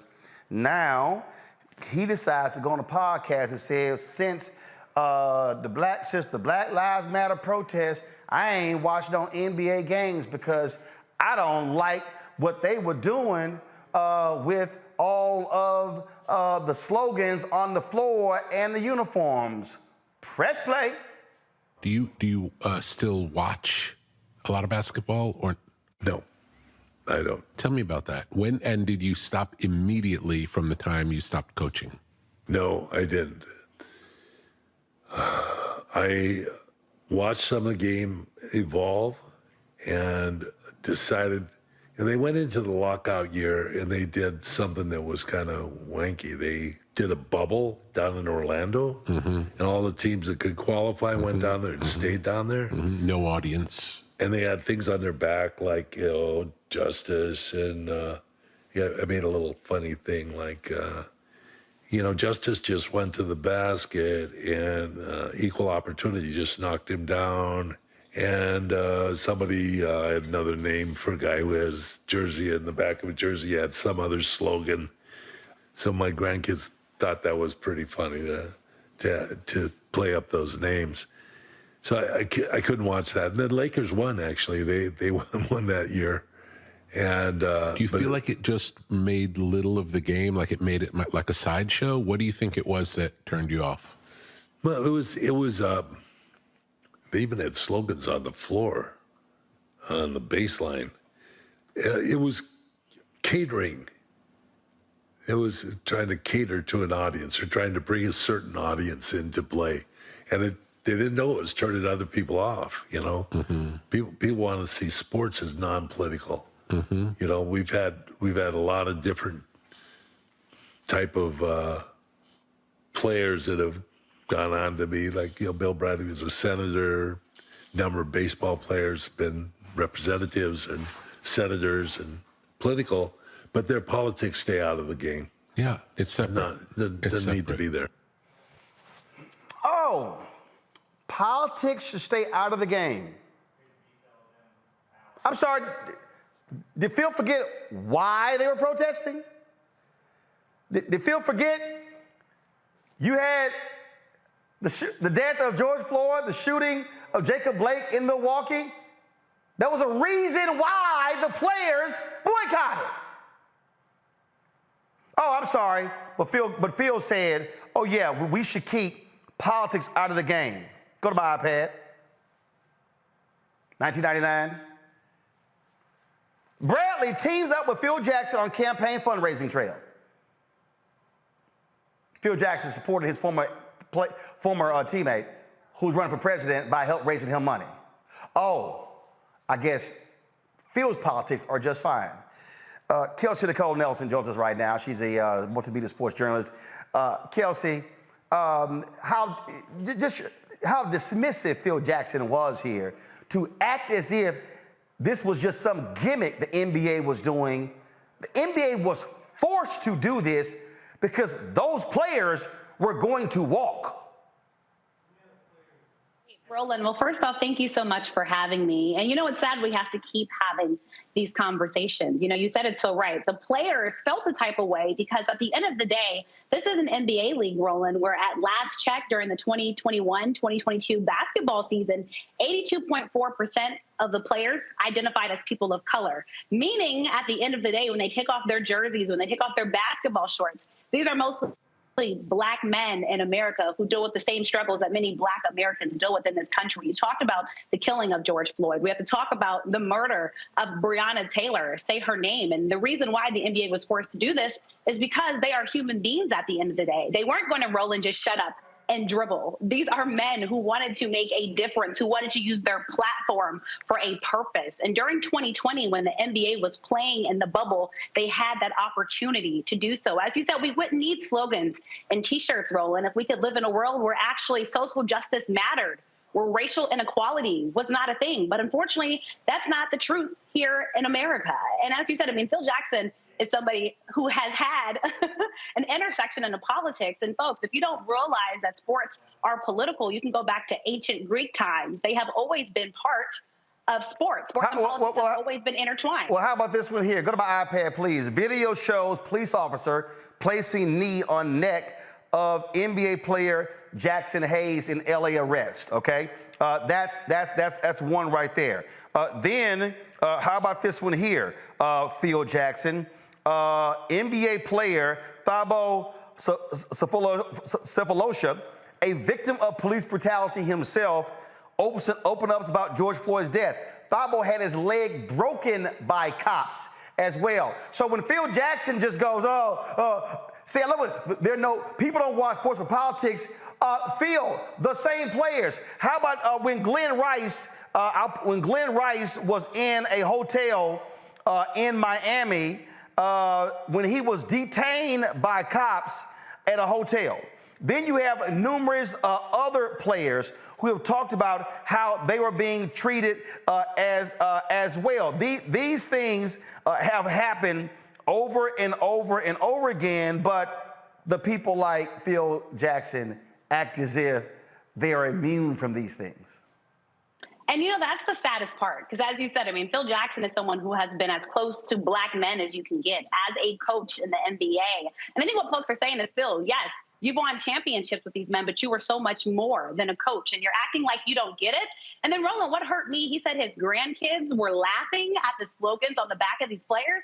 Well, I'm sorry, Phil Jackson, but then your grandkids are exactly why we're fighting for history books to stay in schools and folks to know the history of black folks in this country, because there's no way they should be laughing at things like justice, at things like Black Lives Matter, because these are real issues for folks. You know, there's a reason why, Roland. This is why when we were younger, our teachers told us you have one mouth and two ears. And Roland, I love when people expose themselves. It's why I always love when people talk, because no longer do we have to worry if Phil Jackson is on one side of the fence or the other. We know exactly where he stands. And I'm so glad he came out and said this. And mind you, the NBA right now, they're having good ratings. They're not going to miss Phil Jackson, Roland. I mean, the series between the Warriors and the Kings right now, I mean, they had their best opening postseason since 2011. Just think about that, folks. It's 2023. So let's not act like Phil. And these are the same people who were texting me today talking about, oh my gosh, Kelsey, did you say Ime Udoka got hired, by the Houston Rockets? So all these folks that want to talk about they're not watching the NBA and things like that, Roland, the NBA will be fine without them. They're going to keep on moving. They're going to keep on rolling, because that is how great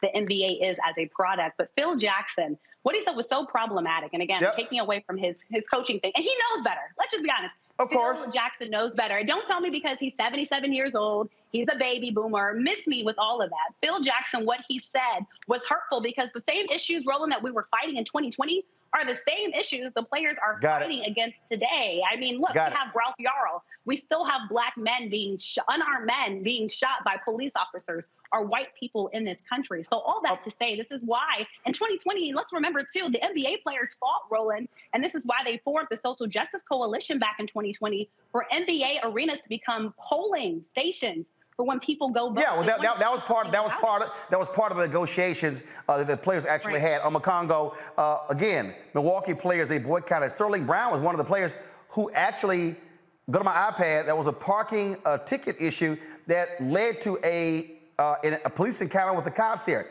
This is the reality of these NBA players. Guys like Phil Jackson, basically what he's saying is shut up and dribble.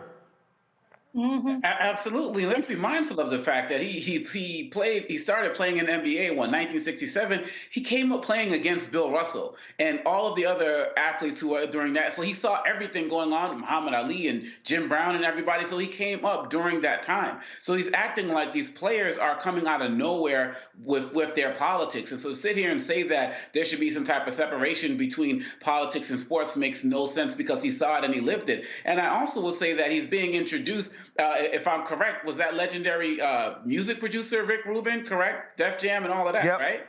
Because if that's the case, I hope that he challenged him later in the podcast, because this is also somebody who made his name through hip hop off the backs of black people as well. And so I'm not saying he agreed with Phil Jackson, but I hope he challenged him. But we see situations like this. We see situations like Tommy Tuberville, who made their career off of the backs of black people and their work. And then all of a sudden they get to a place where they can kind of relax and they verbally come out and turn their backs on us and show us who they really were all along. Julian? Dr. Maya always says, when people show you who they are, believe them.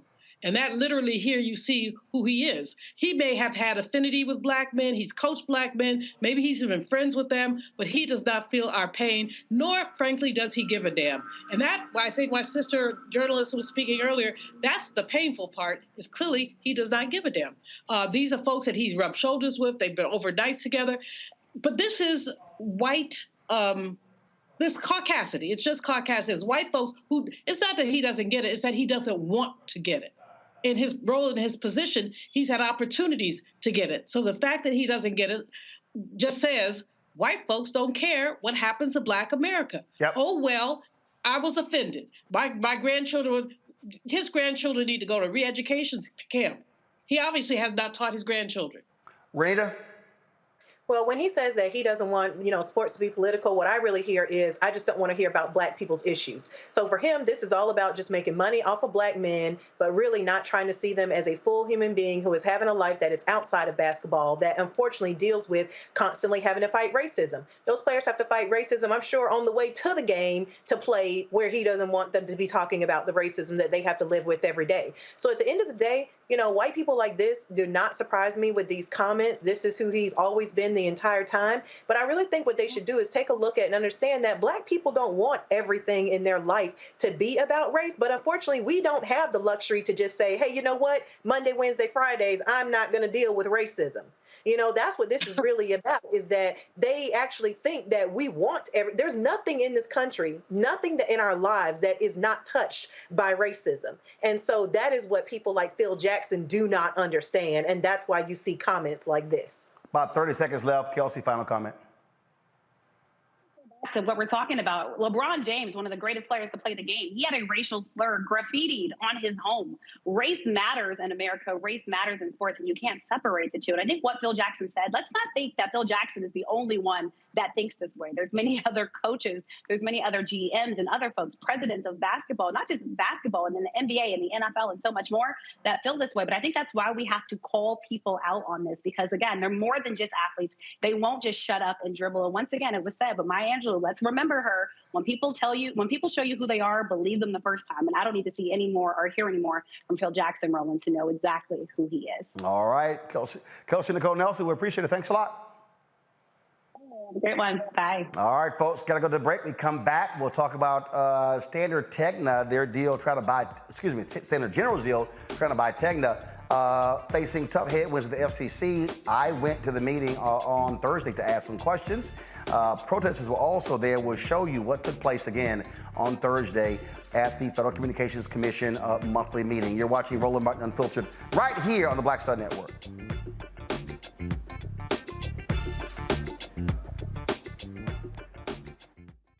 On the next Get Wealthy with me, Deborah Owens, America's Wealth Coach, Dexter Jenkins is a faith-based financial mentor with more than 20 years in the financial services industry.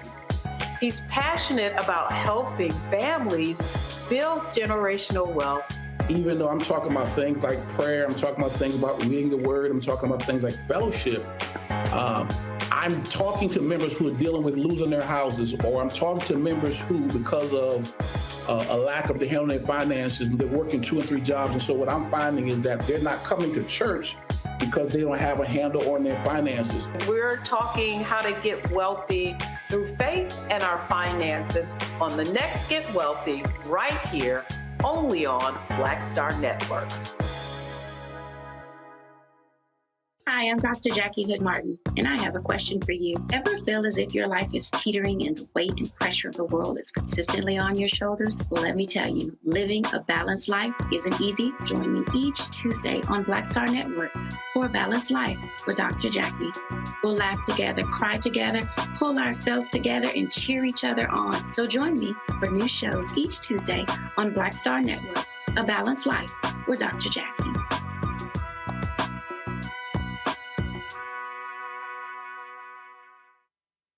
Hey, I'm Cupid, the maker of the Cupid Shuffle and the Wham Dance. What's going on? This is Tobias Trevelyan. And if you're ready, you are listening to and you are watching Roland Martin Unfiltered.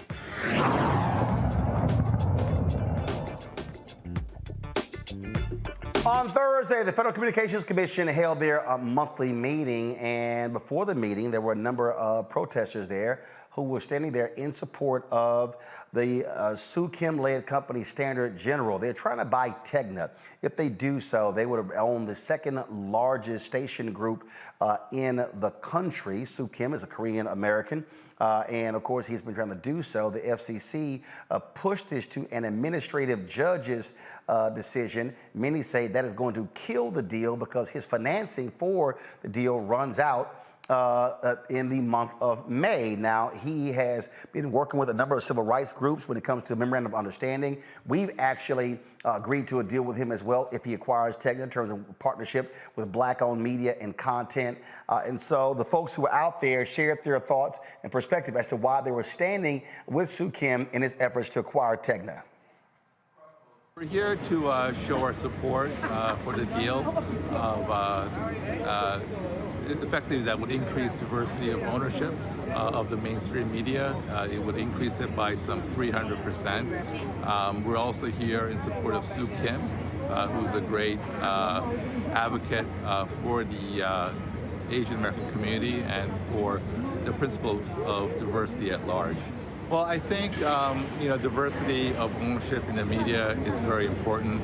One thing that we experienced, the Asian American community experienced, was a rise in Asian hate, for instance, and the mainstream media's coverage of this incident was very instrumental in highlighting, again, the important role that the media plays.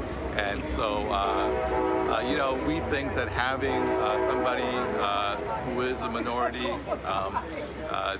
take some degree of control over media, if you will, would enhance the rights of minorities in being properly represented in mainstream media, and also thereby promote the principles of diversity. We are affirming that all diversity matters. We are affirming that people of color matter in this conversation. We are affirming that it's time to see a demographic shift. It's time to see progress in our newsrooms across the country. It's time to see progress in big media. It's time to shatter one of the last bastions of total white male supremacy in this country by opening the door to a person of color who is as American as apple pie, who has stood by the Black community culturally and politically across the nation, and who's now saying he wants to bring gender diversity and racial diversity to newsrooms and to media outlets across the country. And we're here to affirm that he has the right to do it, that he's the right kind of diversity, and in fact, we are all benefiting from him shattering the ceiling. Well, we've been monitoring this effort for a while. It has been unprecedented in many ways. The way that they have protracted this situation and prolonged this situation, the way they have intentionally deviated from precedent and norms. By reopening comment periods after having closed them down.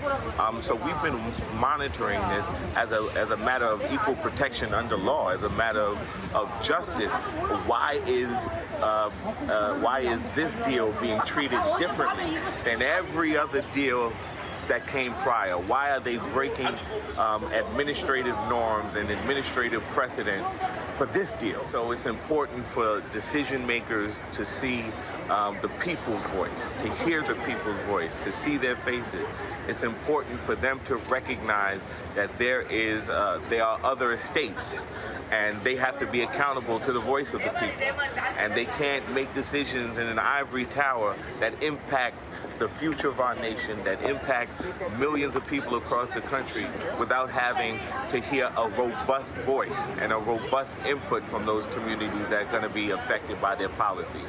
So we're hoping that the gears of democracy will turn, and we will be doing our civic duty to hold the government accountable to the people's voice.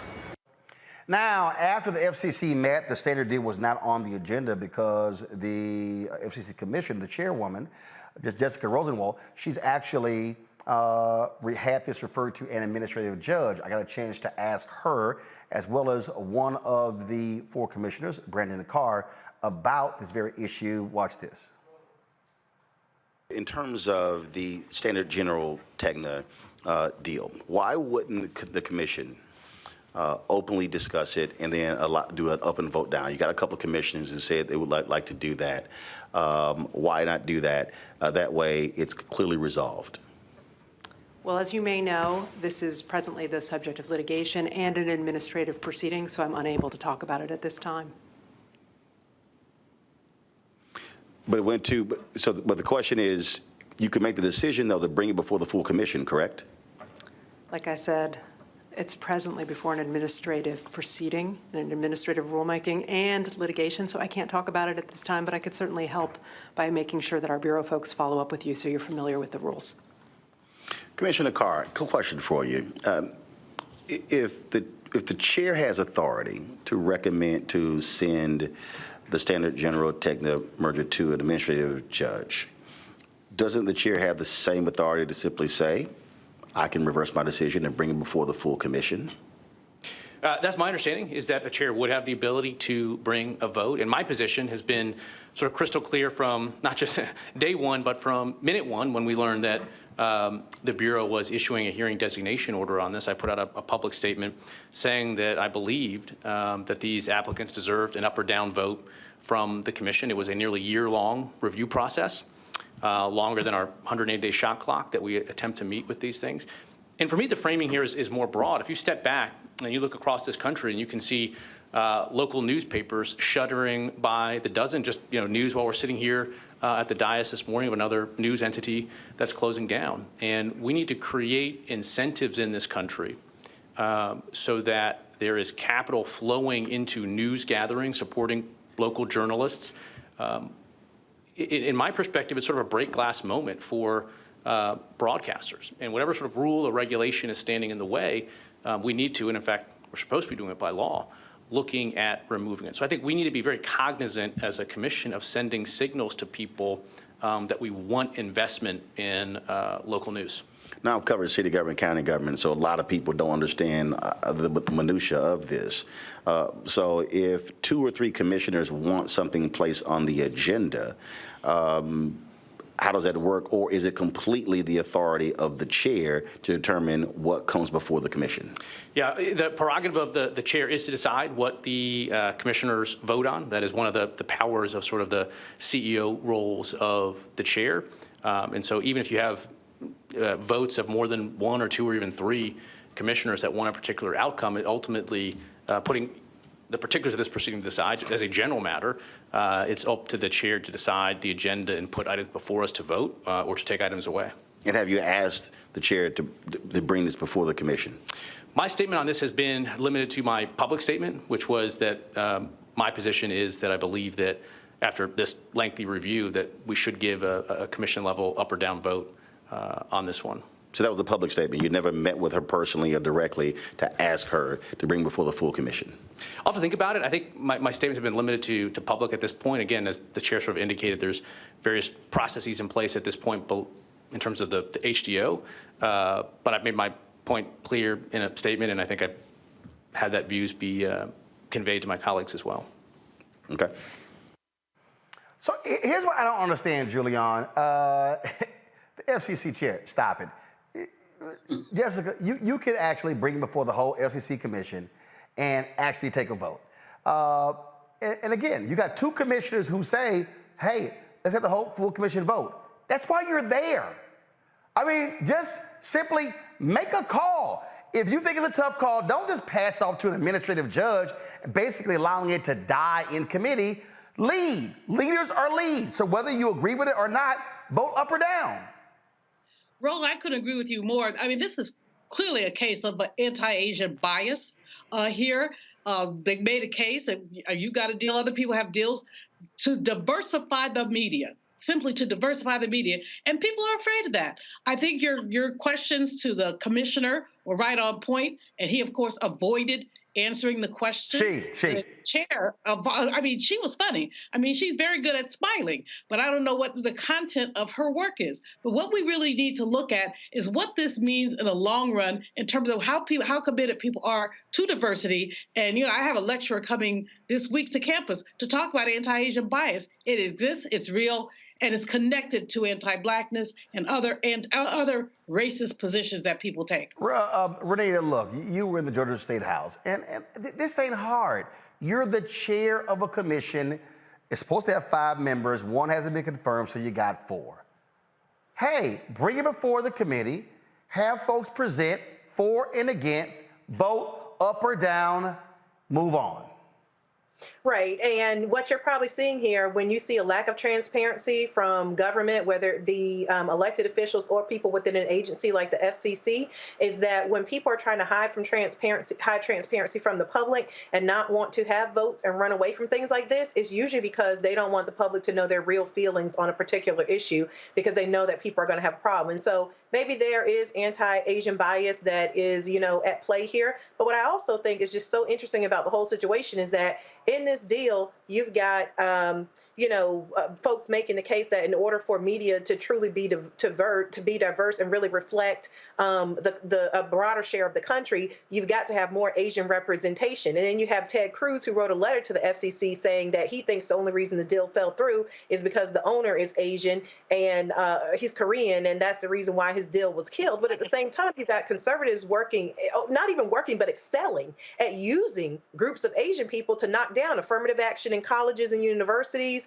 to knock down pretty much affirmative action anywhere it exists, and to push back on that diversity is even important. So I just think that this whole thing is just really, really interesting. And the Asian community is a very tight-knit community. They have got to get together on where they stand on whether or not you want to support diversity efforts or not. Because just like you said, anti-Blackness and anti-Asian hate, all that stuff is connected. And so they cannot be on both sides of the issue. Congo, this is simple. If the FCC chair and others, if they believe that this deal is anti-competitive, it's going to lead to layoffs or things along those lines, fine. Vote against it. Yep. That's all you got to do. This ain't hard. So I don't understand why it's difficult. And then first of all, here's the other deal. And again, I've had the chairwoman on my TV One show before. I can't talk. Actually, you can. You can actually answer my question as to why you don't bring it before the full FCC. You can reverse a decision. Just because it's in litigation and before administrative judge, who is the one who directed the media bureau to send it to an administrative judge? The chair.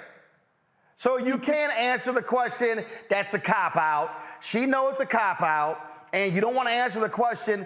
But again, just own up to it. I can't stand people, I don't care whether we're talking about Republicans or Democrats, elected people or appointed people. You're the chair, you have a commission, your job is to say yay or nay, just do it. Have a hearing, lay all the facts out, let folks talk for and against, and then you vote. Final comment. They don't want the smoke, Roland. That's why they didn't have to vote. That's period, bottom line. And the fact that you're out there speaking on this, you talk so much about the importance of Black-owned media, but you've also talked your entire career about the importance of having diverse representation, period. And when we see what companies are doing, like a Sinclair Broadcasting Group, and making local stations have to read the same statements in support of their conservative agenda, it is important now more than ever that we get out there and fight for diversity of opinions. And it's very important that the Black community and the Asian AAPI community get together on this along with other groups, because if we don't do that, we'll continually let them control the narrative. And like Renita said, we all got to get on the same side if we're serious about having this diverse representation. We got to have all hands on deck. All right, y'all, final story today. I'm running this tight on time, but I had to get to this here. Look, I done told y'all to stop sitting here and acting a fool in these stores. Well, this white woman got into arguing with a sister in a Walmart, and it didn't end well.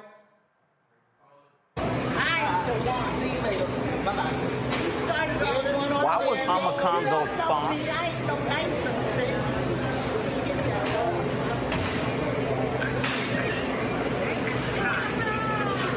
Hey, stop it! She kicked me! Stop right now!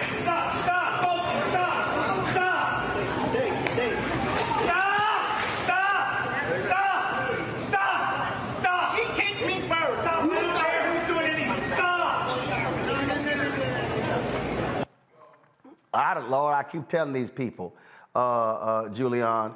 I mean, look, if you open your mouth to talk smack, these better work. I don't know what's wrong with these white ladies in these stores. I truly do not. But apparently they don't watch Roland Martin Unfiltered, because if they did, they would have seen the tape from last week and understood that there are consequences to stupid actions. Like I said, I just don't know what is wrong with these people, and their caucasity is overwhelming. And, you know, this guy told them to stop. Well, did he tell the white lady to stop when she started the mess? See, that's my whole deal, Renita. Why don't you intervene when they arguing, saying stop, but no, you want to lay back and you want to wait for that knuck or buck moment? Simple, anti-blackness. He is treating the black woman like she is the aggressor, when you can hear at the beginning of the video, before they even come into really contact with each other, the white woman starts the mess by calling the black woman a bitch. So, you know, I just think at the end of the day, these videos that come out, and it just kind of shows one thing.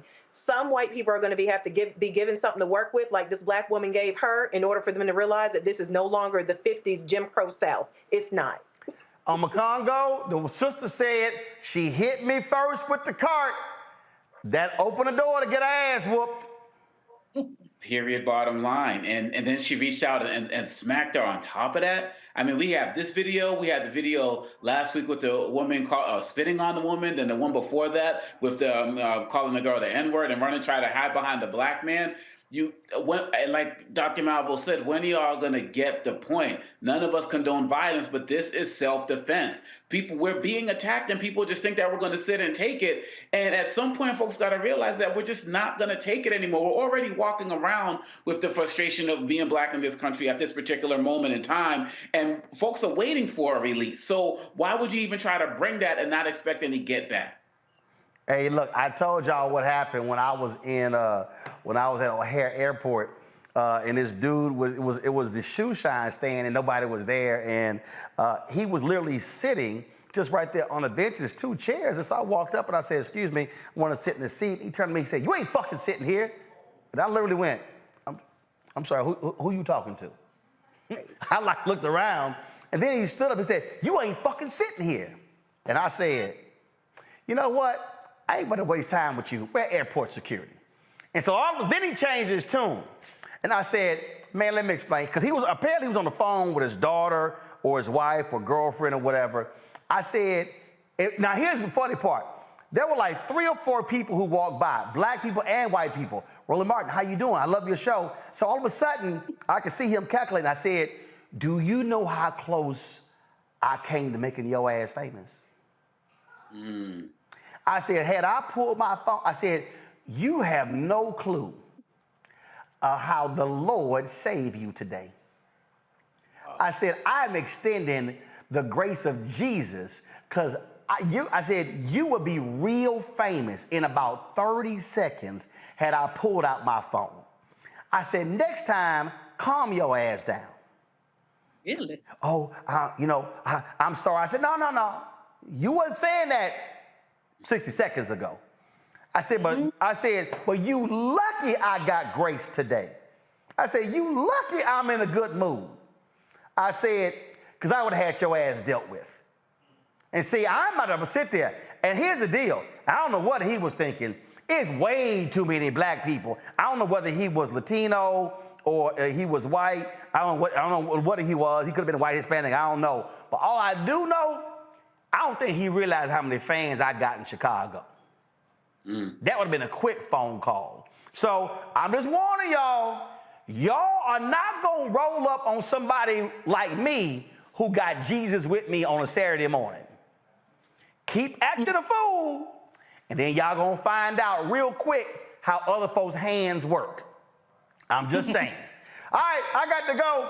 Julian, Renita, Congo, I appreciate it. Thanks a bunch. To everybody watching this show, thank you so very much. Don't forget, support us in what we do. Download the Black Sudden Network app. Y'all, we black owned. I'm rocking this shirt. Of course, download the app, Apple phone, Android phone, Apple TV, Android TV, Roku, Amazon Fire TV, Xbox One, Samsung Smart TV. Support us by joining our Bring the Funk fan club. Your dollars make it possible for us to do what we do. For instance, I'm going to be at Prairie View A&M on Thursday. They got a news conference there dealing with the drama there with Texas A&M Board of Regents. I will be live there on campus at noon Central, so y'all look for that. And so we'll be there. And check your money orders. P.O. Box 57196, Washington, D.C. 20037-0196. Cash App, $RM Unfiltered. PayPal, R Martin Unfiltered. Venmo is RM Unfiltered. Zelle, Roland at RolandSMartin.com. Roland at RolandMartinUnfiltered.com. And get a copy of my book, White Fear, and the Browning of America, Making White Folks Lose Their Minds. Barnes & Noble, Amazon, Target. Download your copy on Audible. I will see y'all tomorrow. Holla! Folks, Black Star Network is here. Hold no punches! I'm real revolutionary right now.